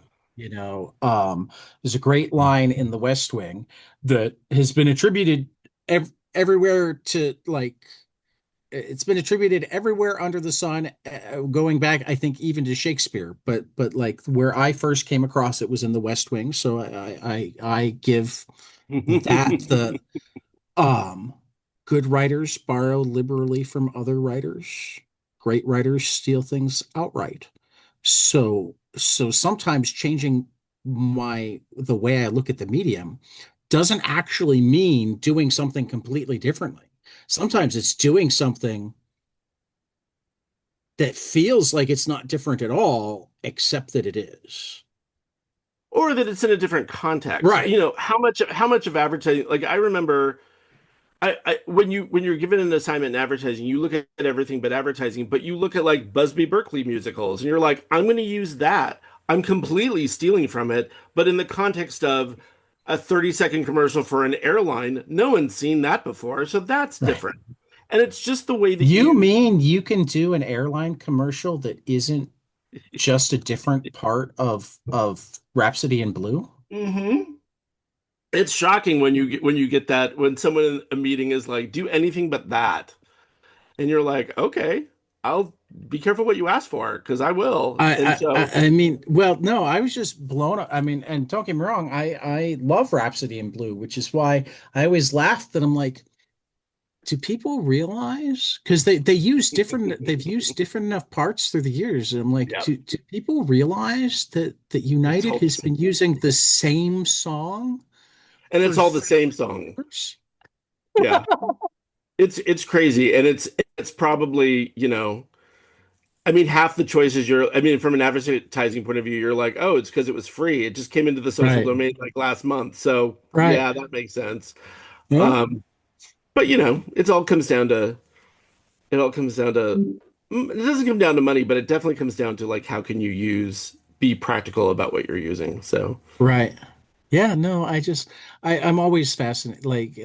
You've got me just thinking of recent comics that like one of my favorite comics last year, like at first glance, it was Chris Cantwell and Victor Santos did a book called Kid Maroon. And at hmm first glance, it's very much set up at a traditional comic, mostly panels, mostly word balloons. There's a little bit of an edge to it that makes it feel like somewhere between like 50s comic strips and current comics. But but it was also like it was doing this Dick Tracy like character as a 9-year-old. That's great. Um, so like the more you read it, the more you realize that it's this entire commentary on the world we live in, on growing up, on being told that you're supposed to grow up before you really should grow up. Like there's so many layers Mm, that just or similarly, Kayla E with her book yeah. last I thought year, you Precious did a Rubbish. you did a great interview with her. Oh, That's one of my Kayla's favorites. great. Yeah, Kayla's great. And big hat tip to Dr. Ramos on that one. He did some heavy lifting for us. Yeah. If I'd been smart, I would have asked him to come for this one, or his wife Sam. Either one of them would have had great insights. Um, but yeah, to take these things that don't. I mean, that's sometimes it. It's like, oh, I know that. Oh no, I don't know this. Or Those word used to an balloons effect, don't have the words that I thought they would have in them. right? Or used to an effect that it was like, that was you're like 20 pages in, you're like, oh, this is a terrible read. Like this is so hard to read. And then everything Right, around it is so effervescent and beautiful and right. fresh and bright. And you're like, I don't know the feelings I'm feeling. I was so blown away by that book. And just in terms of like Yeah, how you're constantly trying to negotiate your feelings and what you're looking at and what you know to be true and what you're looking at, and it's just fantastic. So right. yeah, So, I so, think it's so, great. so yeah, no, I mean, I actually love it when I find people who haven't gone deep into comics because they go into the back of my head as people to get involved in book clubs. Um, because like I love it when people who clearly know how to make comics and clearly know how to do storytelling, Right. but don't have. I mean, I love talking to people with a huge historic background too. Don't, but it's always fun to talk with the people. It's like I never would have thought to do it this way, but Oh or yeah. you know what I mean? Oh Uh, yeah, and sometimes, I mean, look, sometimes it doesn't work, but in some situations when it does, those things that just fight against each other and they suddenly work, and they're one sort of is in conversation with the other, and it's a conversation you never thought you'd see, that right, it's right. so surprising and delightful. But then I'll So, also say that, like, I mean, as you were talking about, like, watching needing to sometimes watch the most mindless TV ever or mhm. whatnot, I mean, that's why not all of it has to be high art. Sometimes it can just be No. a fun story. I mean, like, it's okay. Yeah. I think it was Nick Hornby wrote a book called 31 Songs, hmm where he wrote essays about all sorts of songs he loved. And, Yeah. and he put Marvin Gaye and the Beatles into one song or one essay. And the reason he did it is like, okay, when we're talking about the best music, sure, it's all Marvin Gaye and the Beatles, but like if that was all you listened to, even Right. that would get that's what makes the other things stand out. They've given you this template of perfection, and sometimes it doesn't even matter that it's not perfect because like it speaks to you or it's good for the moment or Yeah, or it's meaningful, but I mean, you're right. It's the stuff that's mainstream and wonderful that gives all the sort of unique stuff like, wow, that's really cool. And Right. those things can exist in the same world. I mean, sometimes it's even just a warm blanket, our next, and I gotta reach out to people and hopefully have actual people to talk to me about it. But our next Joy Resistance, Hope and Survival book club, I decided to go on the Joy side, and I'm doing Chip Zdarsky's run on the Spectacular Spider-Man. And the reason I'm doing that is that, like, I've loved Spider-Man all my life, and I don't Right. actually read a ton of it anymore, in large part because none of it, like, and very rarely do I read a Spider-Man comic and go, oh, well, that was a waste of time. Right. But very rarely do I go, oh my God, I've never seen Spider-Man do that before. That's amazing. So it's reached the point where the ones that I like the most often have the least truly original, but manage to capture the essence of what I love about Spider-Man. Right. So the teaser, on the off chance that I don't manage to put together the group for the conversation about why Zdarsky's run is so wonderful to me, is it's like, oh, funny and awkward with great intention that doesn't Yeah. always work out the way he wants it to. That is the essence of Spider-Man to me. So Yeah. I see that. I see that. when I I mean, read this, it's just like that warm blanket to wrap myself in and remember that this was something that's comforted me all of my life. hmm, that's interesting. I think that that's great. I think that, I always sort of say to my friends, I'd rather go to a movie and see like a hot mess that isn't totally successful, but it's really interesting than seeing something that's so slick and kind of boring. But but I love the idea of And thinking like about Spider-Man. 99% of the time I agree with you, but I will watch Return of the Jedi over and over and over and over and over and over again. I will watch Ferris True. There's Bueller always over and exceptions. over and over and over and over There's again. always exceptions, but I love the fact that Spider-Man, what you were talking about was that it's not always successful, but it's the intention is always there. Right. And that's what you have to at those moments where you're like, wait a minute, what? That the intention Right. kind of carries you through. So Well, but also like, again, the when I get excited about a new Spider-Man, it's when, I mean, I'd love it if somebody captures something new and makes me look at Spider-Man from a different angle, but it hasn't right, happened for me in a long time. And when you've got a character that's 60 years old, I mean, I'm not saying it couldn't happen. Tom King made me look at Batman from a different angle. right, That was like 80 years into Batman, right? right. True, And it's like, true. wait, he can feel something that's not, I'm mad and scared.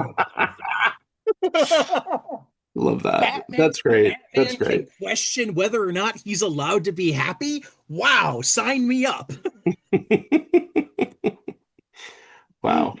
But That's Peter cool. That's Parker's great. always been a much more rounded character. So in some ways that makes it even harder to like Right. really do something new and different with Peter, because from like the get-go, there was always that balance between, oh, like I want to be a Mm. scientist, but that lady's getting mugged and I should be going to class, but that lady's getting mugged. Kind of like your dad. Yeah.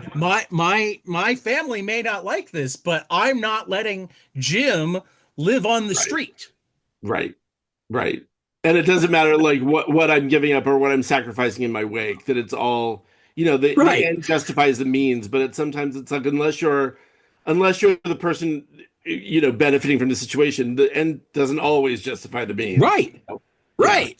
Yeah. Um so yeah, that was just my weird tangent as I think, well, because like, I mean, you made me think about comics in a different way. Oh, That's that's impressive great. because I think about comics a lot.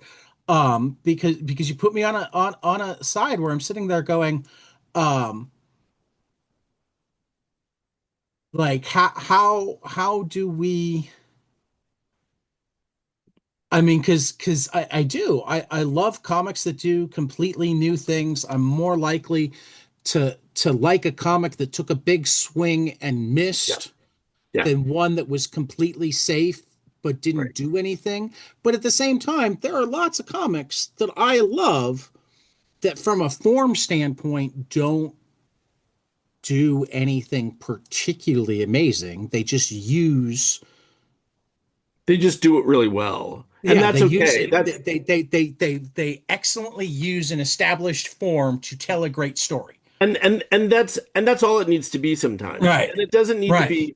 I think that to that point about the Nick Hornby book, it's those things that are great and also make you appreciate the people who are doing something like, oh, that's different and that's Right. interesting. But I don't think that anybody should ever lose sight of the fact that if something's done really well and it's familiar, that's great too. Like that's Yeah. just sometimes, I mean, that's sometimes better because you're like, this just shows you how it really can work. And the other stuff Well, is and it makes you also, I appreciate. mean, as an educator, it makes me hopeful for society. That's like, oh, good, Sure. we haven't lost the lessons of the previous generations of Daredevil writers. Absolutely. Absolutely. And I think that that's I and I mean, I think get that a that lot is of important. pushback, particularly from veteran comic people and or people who love old comics, Hmm. because one of my big theories is like the best of the best comics are the best of the best comics, no matter what era. Right. I would agree with Okay. that. But like the bar for getting published, particularly for the big two, Hmm.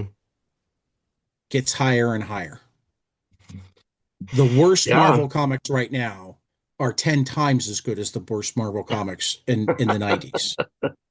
Which is great. Like that's its own Right. evolution, and that's what we should be That's what I doing. mean is Right. is is that people have mastered the craft enough. Right. Now, there are people who argue that that means we get less greatness, and that might be true. Right. I don't know. I don't know that I completely agree with that. But there's something to be said for great craftsmanship. Oh, there's a lot to be said for it. It's Yeah. great. And it's yeah, as somebody who's, done one book, I'm always like, I don't know. You have a great appreciation for what people do when you start doing it and you realize how difficult it is. And Yeah. that's been a big lesson is just in terms of like, you know, yeah, I mean I mean one of the reasons I chose to do this book as a sketchbook is because I am terrible at character design and the sketchbook totally covered up my sins in terms of I That's mean, in a sketchbook, if you do five portraits of the same person, they're all going to be different, and that's part of being in a sketchbook. If you do that in comics, that's not good. Like you need to make these not people look most of the the time, same. no. And I think that it's I definitely came to appreciate. I mean, look, I appreciated the fact that I figured out a visual language that could cover up the things I don't do well, but at the same point, it made me admire the people who do really amazing character design and can do it from page to page, from angle to angle that I I don't I can't do. I So think that's something that's so unappreciated about art in general. I mean, do you remember the band, the Presidents of the United States of America, yeah. who famously played three-string guitars and two-string basses because they were having trouble like mastering They guitar and didn't bass. know how to they But didn't know how to play guitar, but we want to be a band, so let's just go with yeah, this. they had ideas and whatnot, and Right. like I remember them doing interviews, and they're like, "So what would you recommend for somebody just starting out with a band?" He's like, "Well, get rid of half your strings." Or learn to play the guitar better. So, you I mean, know, I don't disagree. I don't disagree that learning to play guitar better is also good, but like they did a lot of fun and interesting and even good yeah, songs, right. um, because they recognized their weaknesses Yeah, and worked around them. I mean, right. sometimes you can get better, and sometimes it's worth getting better or waiting to get better. But like, there's a lot to be said for going, I am not good at this. I don't particularly like this part. So Oh, rather than torturing myself to go through that, wait a minute, I could do this and oh I could yeah. still get the I'm job done. I'm a 55-year-old man in a cartoon school of 20-year-olds. I'm gonna die before you do. Let's get going. I gotta get this going. And so Well, I mean, it's like, there is a time deadline. Like it's like, let's eh, go. I got no time. You're gonna like have a life. My life's half over. I gotta go. So Neil yeah. Adams did, I think, 5 hours on Batman's or Kevin Smith's Batman podcast between like two sittings. And I Right. remember at one point he was talking about, of course you fucking trace. Why on earth would you not trace? You're gonna waste your time figuring out proportion? Right. Someone's already done that. Just do this. Norman Rockwell traced. Right. Right. You So, dumb shit. It's still art. right. It's still your art. You can change enough. It's fine. Yeah. Yeah, that's right. Um, I mean, the you do you know the origin of our title? I don't. I was actually trying to look that up. Okay. I went down a little bit of a rabbit hole trying to find that, and I couldn't. So please tell me. Wally Oh, yes, Woods I do know. Okay, yeah, yeah, yes. 22 panels that always work I have it hanging over on your there. wall. Right. Yeah.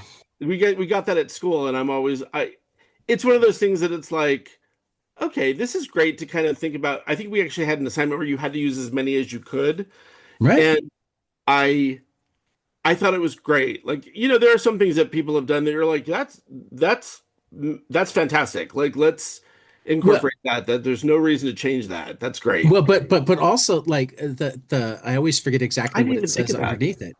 I always forget exactly what it says underneath it, but it's Which is essentially what? like it's like things that you can use when the writer uses too damn many words, and you Right, need to right, right. find And ways to keep it's it interesting. Like, because I've heard, I've had guests that make fun of it. Oh, you mean 22 panels that are always boring? It's like, no, the point is not you should only use these 22 panels. The point is when you're laying out a page, right, if you have trouble, look at the damn wall, pick one, and move on. right. It's tools in It's the a hack. toolbox. Yeah, It's it's a tools in the tool. toolbox. Yeah. You know, Wood was also the one that said never draw something you can trace, never trace something you can paste up, never paste up something you can copy.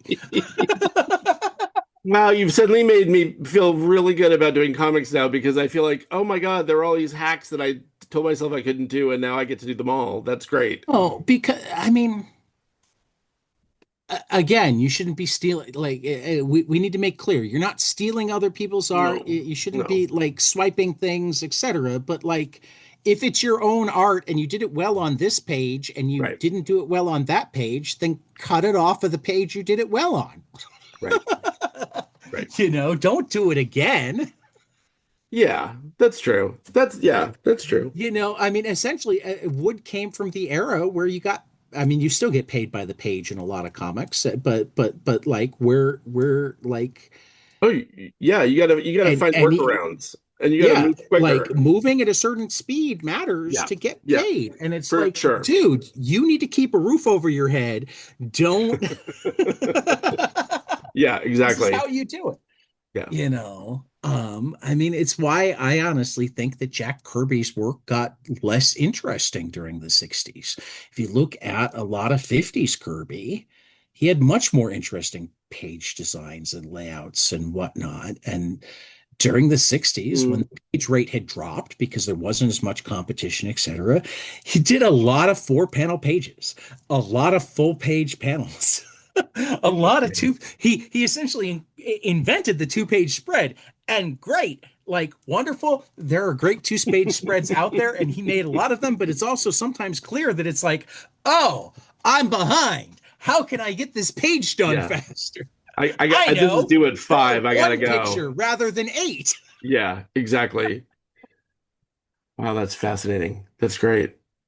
Huh. um and that's the thing, like, and some creators are better at allowing themselves to do things like that than others, but like I think with storytelling even more so than I hate using the word fine art even more than I hate using the word low art, because who the hell Mhm. decides what art is what? Sure. But I will differentiate storytelling art because Hmm. storytelling art, I don't want to say it's inherently commercial because like it doesn't have to be for money, but it is inherently to be seen and understood in some way by an audience. Like you can Mhm. make other art that is truly just for you and you don't give a damn if it's seen. And I suppose like you can write for yourself, that sort of thing. But even if you're writing for yourself, you're somehow writing for an audience. Otherwise it just go on in your head. Does that make Right. sense? It does. It does make sense. Um, so like whatever hacks you have to use to go where you want to go, to tell the story, to get it done on time, whatever constraints you have. I mean, some like Matt Madden picks out a Right. constraint before he starts. Yes, right, exactly. You know, I'm going And to that do stuff this is with this and that comic. stuff is great to sort of inspire something really different. And I love that Right. stuff. And so Yeah. I always listen to Um, the stuff that he's doing, and I'm always like, why are you oh, working that Matt's such a hard? cool guy. And then all of a sudden you're doing it and you're like, oh, I'm thinking of things I've never thought before. Like this is Right. great. Like I'm, Right. I love that kind of stuff. I feel like that's Yeah. professionally what I've had to do my entire career is like, okay, you got to do this, but you can't do these three things. And it's like, okay, I got to figure out a way around it.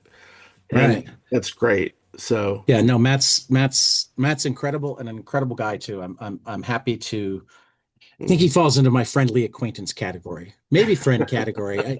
I like I have more and more trouble like figuring out what people are to me as I get older because you're not supposed to Same make thing. friends in your 40s. They tell you that you Right. make all of your friends when you're young. I've made way more friends in my 40s than I made in my teens. Yeah, I did too. Thank you, 22 panels. Thank you, comics in general. Right? Well, that's encouraging. Like that's It really is. encouraging. I mean, Yeah. the comics community is really, really great that Yeah. way. It is Um, great that way. you know, but yeah. So let just because you've been Yep. so generous with your time, we're already over 2 hours. Right. Um, let me move into my closing questions. Okay. You listen to the podcast, so you know what to expect. I I think I Or at do. least kind of. Okay. Well, we'll start with the new closing question. It's really only been this year. And it segues nicely with what we were just saying.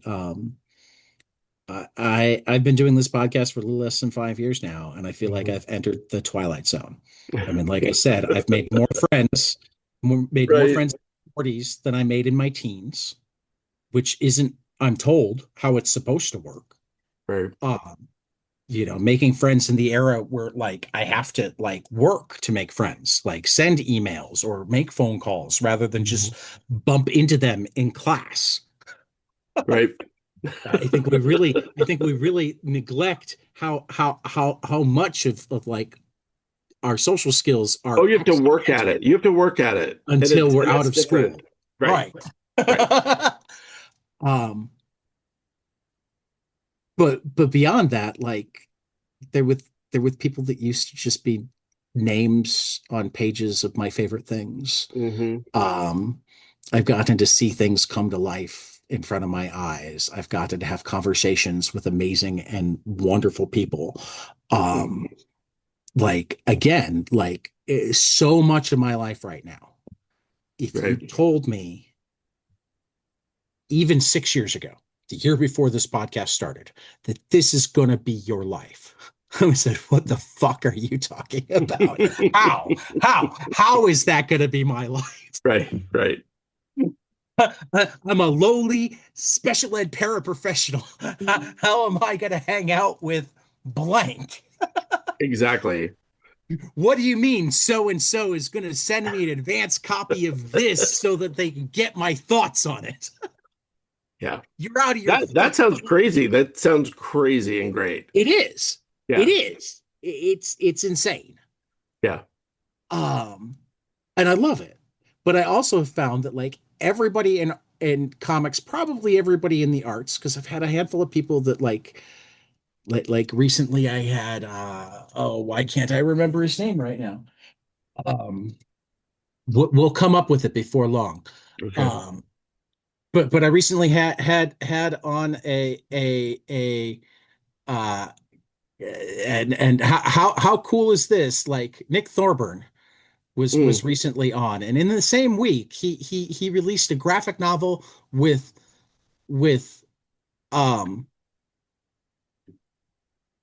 Fantagraphics and his new rock and roll album with his new band, The Cream. So like how you get to be a cartoonist and a mid-level rock star at the same time In the same week, no just less. feels right. And I talked to him like 2 weeks before that. Right. So like but I made him give me stories from both the comics and the music world. Um Right. because so I've started collecting these. Tell me a surreal experience, something that you've experienced that like teenage Emil or even 40-year-old Emil would have gone, yeah, what the fuck are you talking about? Oh, But that you're like, oh wow, that was me in that room, or that was me that had that person come up to me and say blank or whatever. oh, this is a lot easier than I where you were going. I was like, oh no, I don't know if I'm going to be able to answer that. But but that's easy. One of the things that surprised me, and it's a very small thing, although I think it just Except shows that it's not like it's not. And I it think that can't some of be if it it's, makes you feel like that. I think that some of it is age, sort of what you were Right. saying. So one of the things that I did not realize about the publishing world was that you need blurbs for your book. Like you need to have people blurb your book so that they can have a comment on the book so that someone in a bookstore will pick it up and be like, I have "Oh, this my person first liked it." blurb coming up You what? on the back of Nerd Emergencies. I have my first blurb Oh, coming. it's I will be it's a published blurber. it's so it's a weird thing. And the editor had written to me and said, "Hey, look, it goes a long way if you could write like a note to a variety of people. Right. Here's a list of people you could write to them. The note will help us get the blurbs in." And I was like, "Yeah, I have no problem writing that." I think I wrote like about 40 letters to emails to people so that they would read the book, so that they would comment on it. And every time a comment would come in, the editor sent it to you. Like she's like, "Hey, we got this great blurb from so and so. Here it is. We wanted to pass it on." And the thing that I did not know about myself is that I'm still at the age where like being able to be published feels like a gift. Getting this book out there feels like a surprise. And then to have people read it and then like it and then comment on it just felt like, the ice cream with the sauce on top of the ice cream on top of the cherry, like it all just keeps piling up. So they would send me these blurbs, and I would sit at my computer weeping for like 20 minutes uncontrollably with no sense of like, why am I doing, like, why do I feel so touched by this? And no matter what it was, I mean, some of the blurbs were beautiful and some of them are very long and they cut them for Right. the Right. use of the publishing. But the fact that somebody would write something so beautiful about something that you had written and that they had liked it so much that would write something about that just felt Well, I mean, crazy to me. this is where like unless you tell me not to, I don't know if we'll wind up using it as a blurb, but like I got to have that feeling earlier in the podcast when I actually checked my email and Mhm. and I read one of the reasons I wanted to reach out to Tad about helping promote the Nightingales is that I knew the conversation, like so many of his interviews with cartoonists, wouldn't go to the usual places. I really enjoy his Which interview has been style. true. This is He great. keeps things loose and conversational, isn't afraid to bring in his own experiences, and always seems genuinely curious about how other cartoonists think. Um, that made me feel all warm and fuzzy inside. So thank you Oh, very much. well, and it's funny. I think that because and that just sort of underscores something, which is, that to me is very true. Like I didn't have to overthink that. I just kind of wrote that and I sent it to, you know, the publicist Laura who sent it to you. But I suspect that somebody writing a blurb for my book probably was like, I like this book a lot. I'm going to write like 3 or 4 sentences, and that's it. And it was so meaningful to me in a way that they probably had no idea about that it did feel a little surreal in terms of like how wonderful to have somebody write something for you about something that you've created. I mean, I hope that this is something that doesn't go away. Like in the course of the last few months, there have been reviews. I suspect there'll be more reviews, more blurbs. People will see it. People will text me on Instagram, whatever it may be. But I'm just still just so grateful for that experience. So I mean, that's my surreal thing. I know in my experience, it never gets old. I have That's less great. experience than some people, but I've talked to some people who have a lot more experience, and Yeah. most of them also never gets old. Never gets Well, old. that's The great. idea that somebody could actually look at and be moved by something that you did, Yeah. you know, um, which is, I think, another thing that makes comics, kind of publishing in general, but I think comics, because of that crossover with fandom, um, and engenders even more of it, so important culturally, is that like it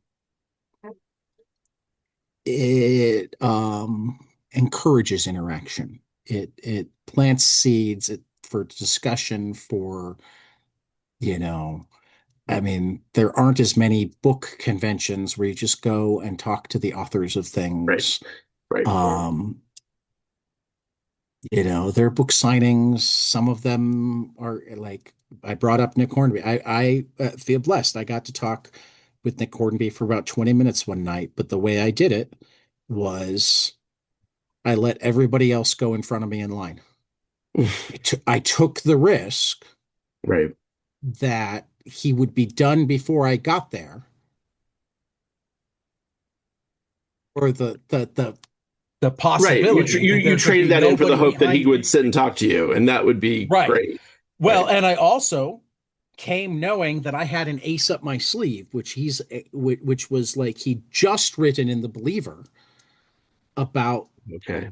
he had a column in the Believer for a long time called Yeah. Stuff I've Been Reading. And his Right. most recent Believer column had been about, um included Moneyball, Michael Lewis's book, Yep. which we can go back to Aaron Sorkin now too, because like Sorkin wrote the Moneyball movie. With both Social Network and Moneyball, managed to make really good movies out of things that you shouldn't have been able to make good movies out of. Right. But his comment on Moneyball was that he knew nothing about baseball, Hmm. and therefore only understood one word in four, and it was the best sports book he'd read in a decade. Um, but he also, Hmm. like, he'd started by pointing out that the reason that he'd read it is he'd been in LA selling the fever pitch rights for the Farrelly Brothers movie. And he'd fallen Right. in love with the Red Sox and the Cubs, because this is 2003. And Right. and they felt very much like his Arsenal, which at the time had been like lovable losers for most of his lifetime. Um, and I had that year also read Fever Pitch. It was at the time, the last Nick Hornby book that I hadn't read, and I'd been scared of Right. it because I know nothing about soccer, and therefore only understood one word in four. But it was one of the best sports books I've ever read. So I was Yeah. able to like literally mirror back to him, but also then go, but I am a massive Cubs and Red Sox fan. Cubs because I grew up in Chicagoland, and Red Sox because by the time I was 9, I realized that they were the American League equivalent of the Cubs. So we actually wound up talking baseball for 20 minutes, How great to like, because he was back in the state. It was '04. He was right. back in the States. Both the Cubs, I mean, the Red Sox would go on to win the World Series that year. Right. Um, but both the Red Sox and the Cubs were in the playoff hunt. We wound up talking about the game that Josh Beckett had pitched the night before. How But it only happened because I decided that, like, I've had comics experiences like that, because you just have to wait for there not to be anybody else at their table. right. Right. And it's the only way that you're going to get what. And again, you took a chance, Which and it happens happened. way more at Right. a Comic Con. I mean, with the exception of like the big names, way more times at a Comic Con will you Right. see an artist that you'd like to talk to just sitting at their table, Yeah. Yeah. because there are so many more of them, etc. Whereas for a book signing, You either have to manage to like somebody who has no audience whatsoever, in which case their publisher may or may not have sent them on a signing tour, Right. Right. or you have to do crazy stuff like that. Um, all That's right, awesome. All right. final question. Final Okay. question. Tell me something you love, preferably a comic, but we don't really have rules. Preferably storytelling, but again with the rules.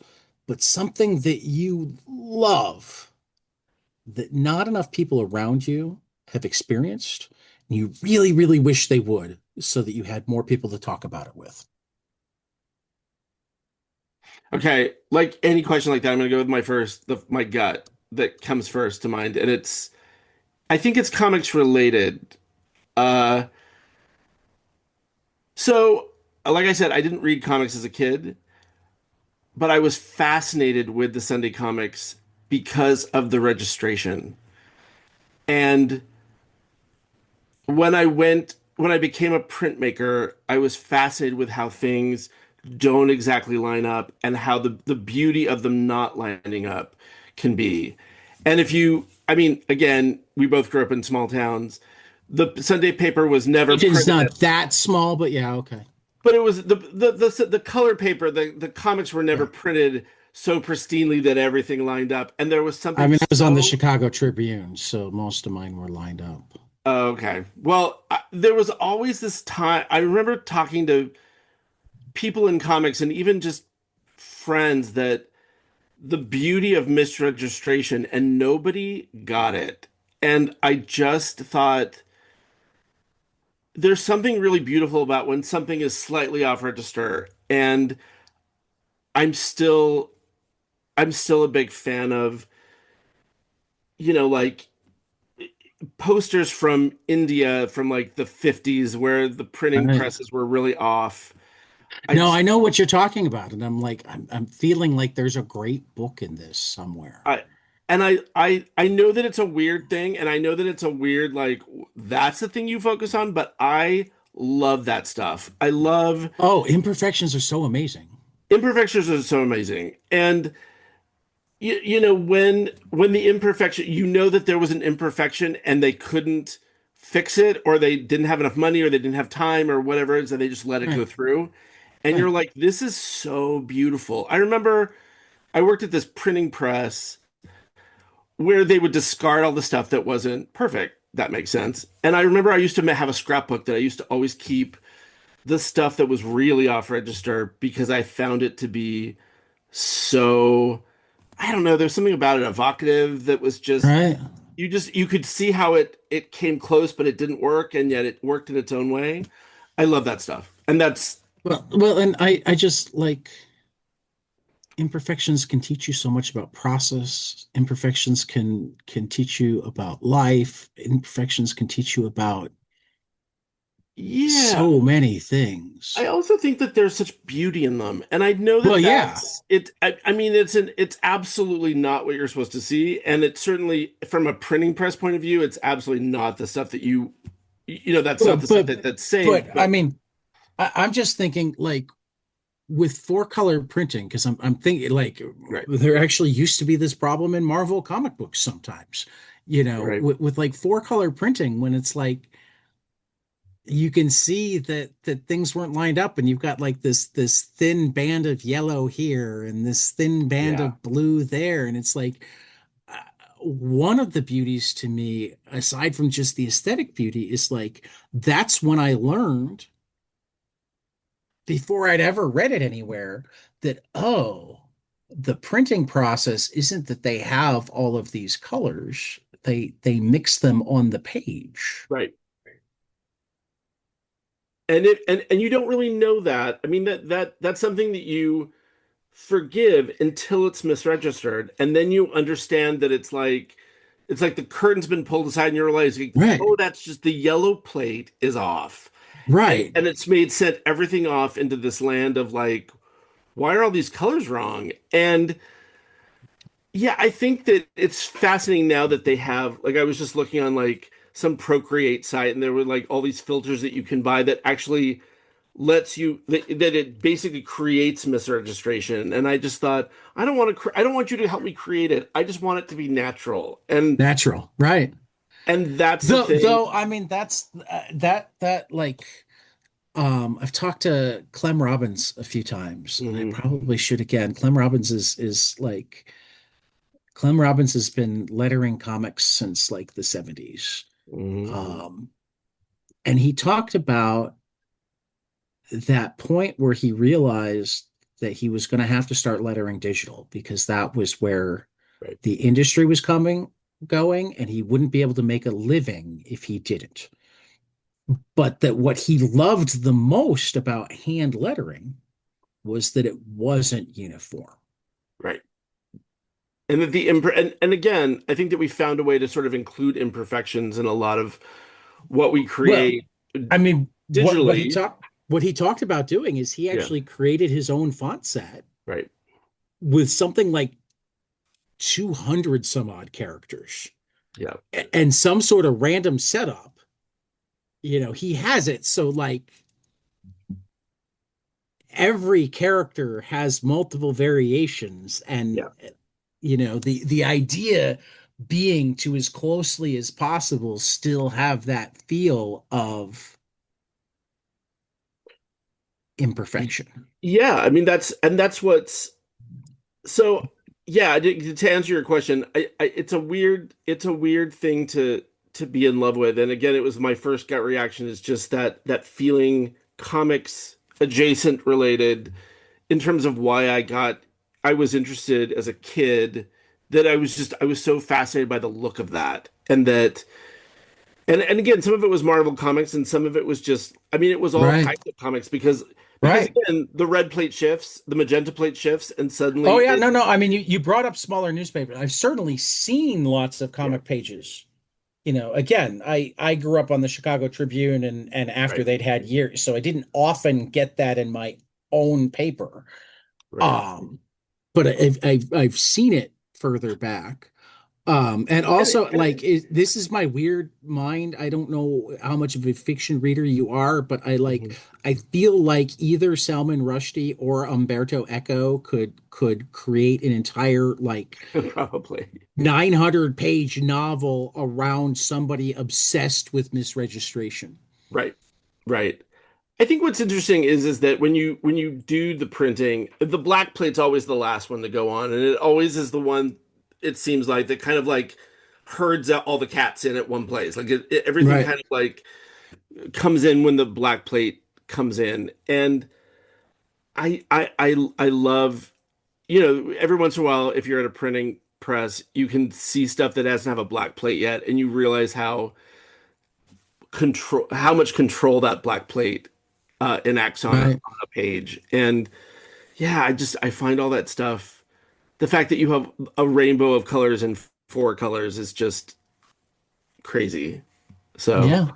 Well, and like one of the things that have you looked at much um like 60s to early 80s Band-Aid Disney?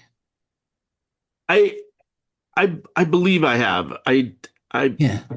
I love that time period. I don't know that I know exactly what you're talking about, but I Well, love like French comics mostly, yeah.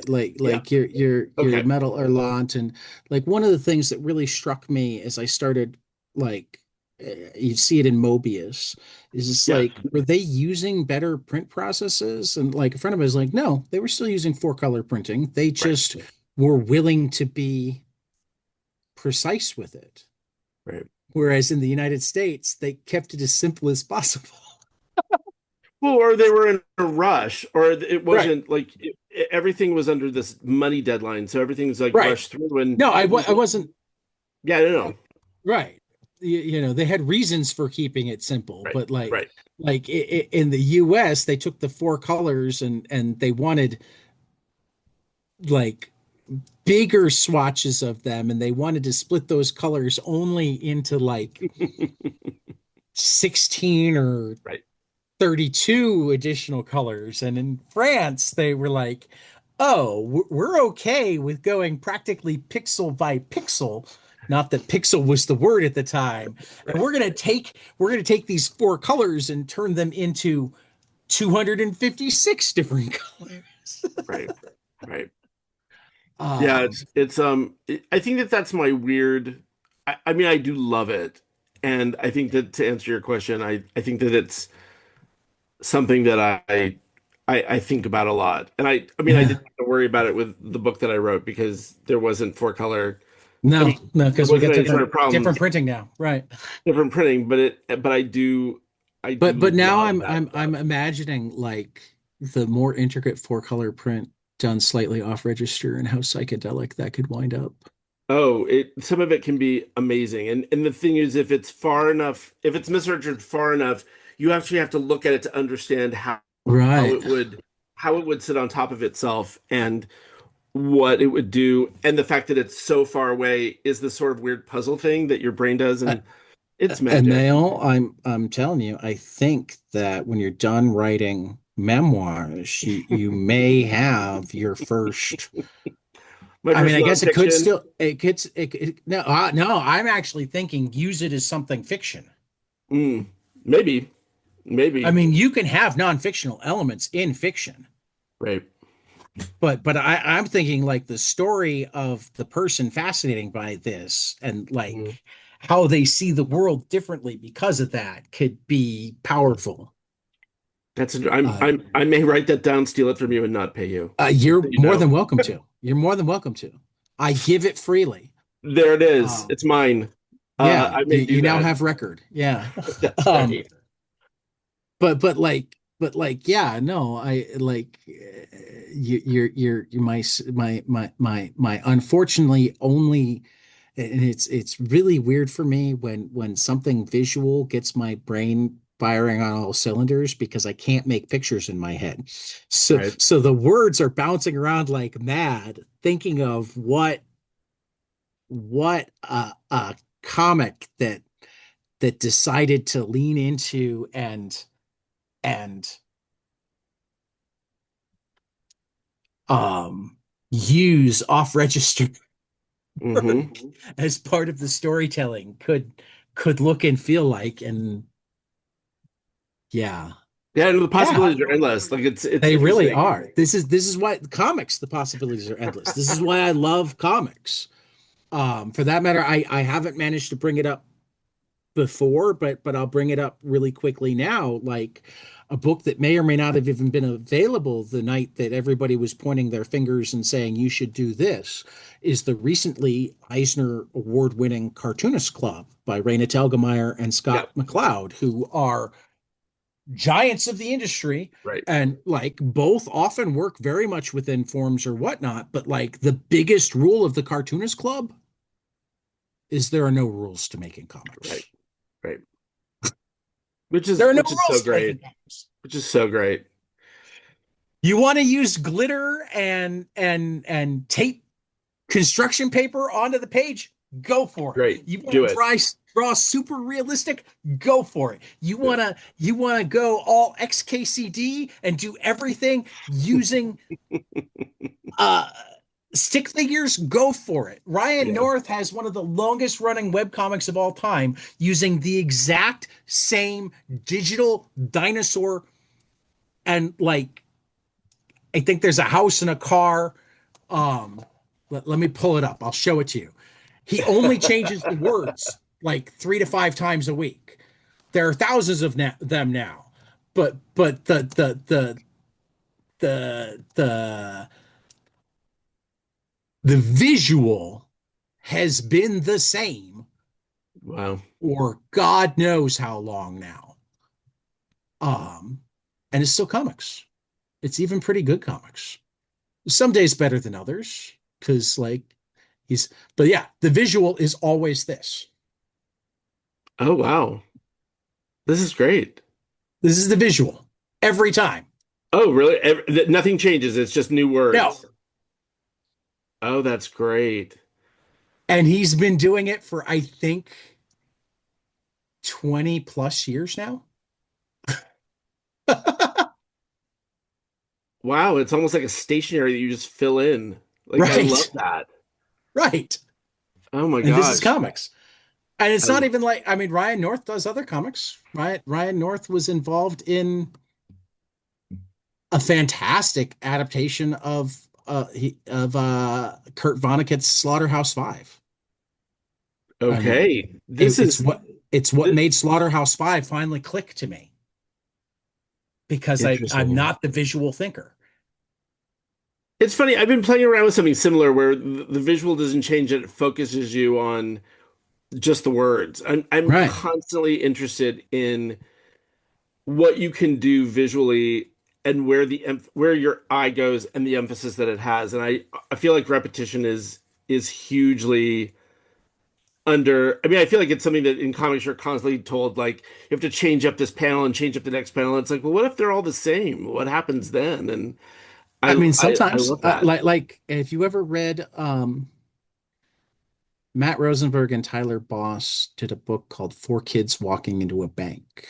No, I love that. I was just thinking about Mira Jacobs' Good Talk, where she uses Oh, a I lot. love Mira Jacob. I Yeah. love Mira Jacobs. Good talk. Yeah. Four Kids Walk into a Bank uses all sorts of different styles and whatnot, but there are a few pages like I mean there's one page that I love where it's like a 16 panel page Mhm. and like 15 panels are exactly the same and one is the guy in the middle throwing up in the back of the car. And it That's like fantastic. so much more powerful for the fact that you had the exact same image over and over and over again and then Right. I mean, Four Kids Walk in the Bank, aside from just being a wonderful, like quirky, it's not exact.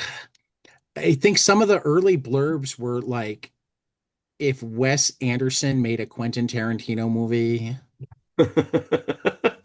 or if Wes Anderson made I'm Reservoir already Dogs, there. Like something like that. that's Right, enough. You right, got right. me. If I think it was if Anderson made Reservoir Dogs, I think was one of the Right. early blurbs.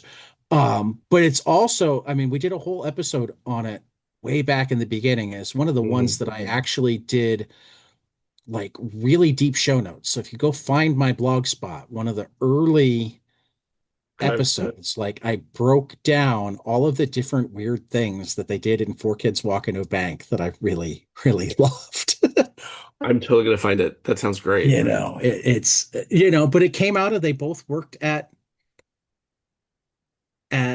um down the street from the Strand. Why do I always forget the name of this comic shop in New York? Bob Skoriak took me there. Um, Oh, I don't know. it's one of the famous ones, but it's not Midtown, and it's not Forbidden Planet. I They don't. both Yeah. worked at Forbidden Planet. Yeah. That's where they met, and they read tons and tons of comics together. All sorts of. I mean, they're the ones that turned me on to a book called Teen Boat.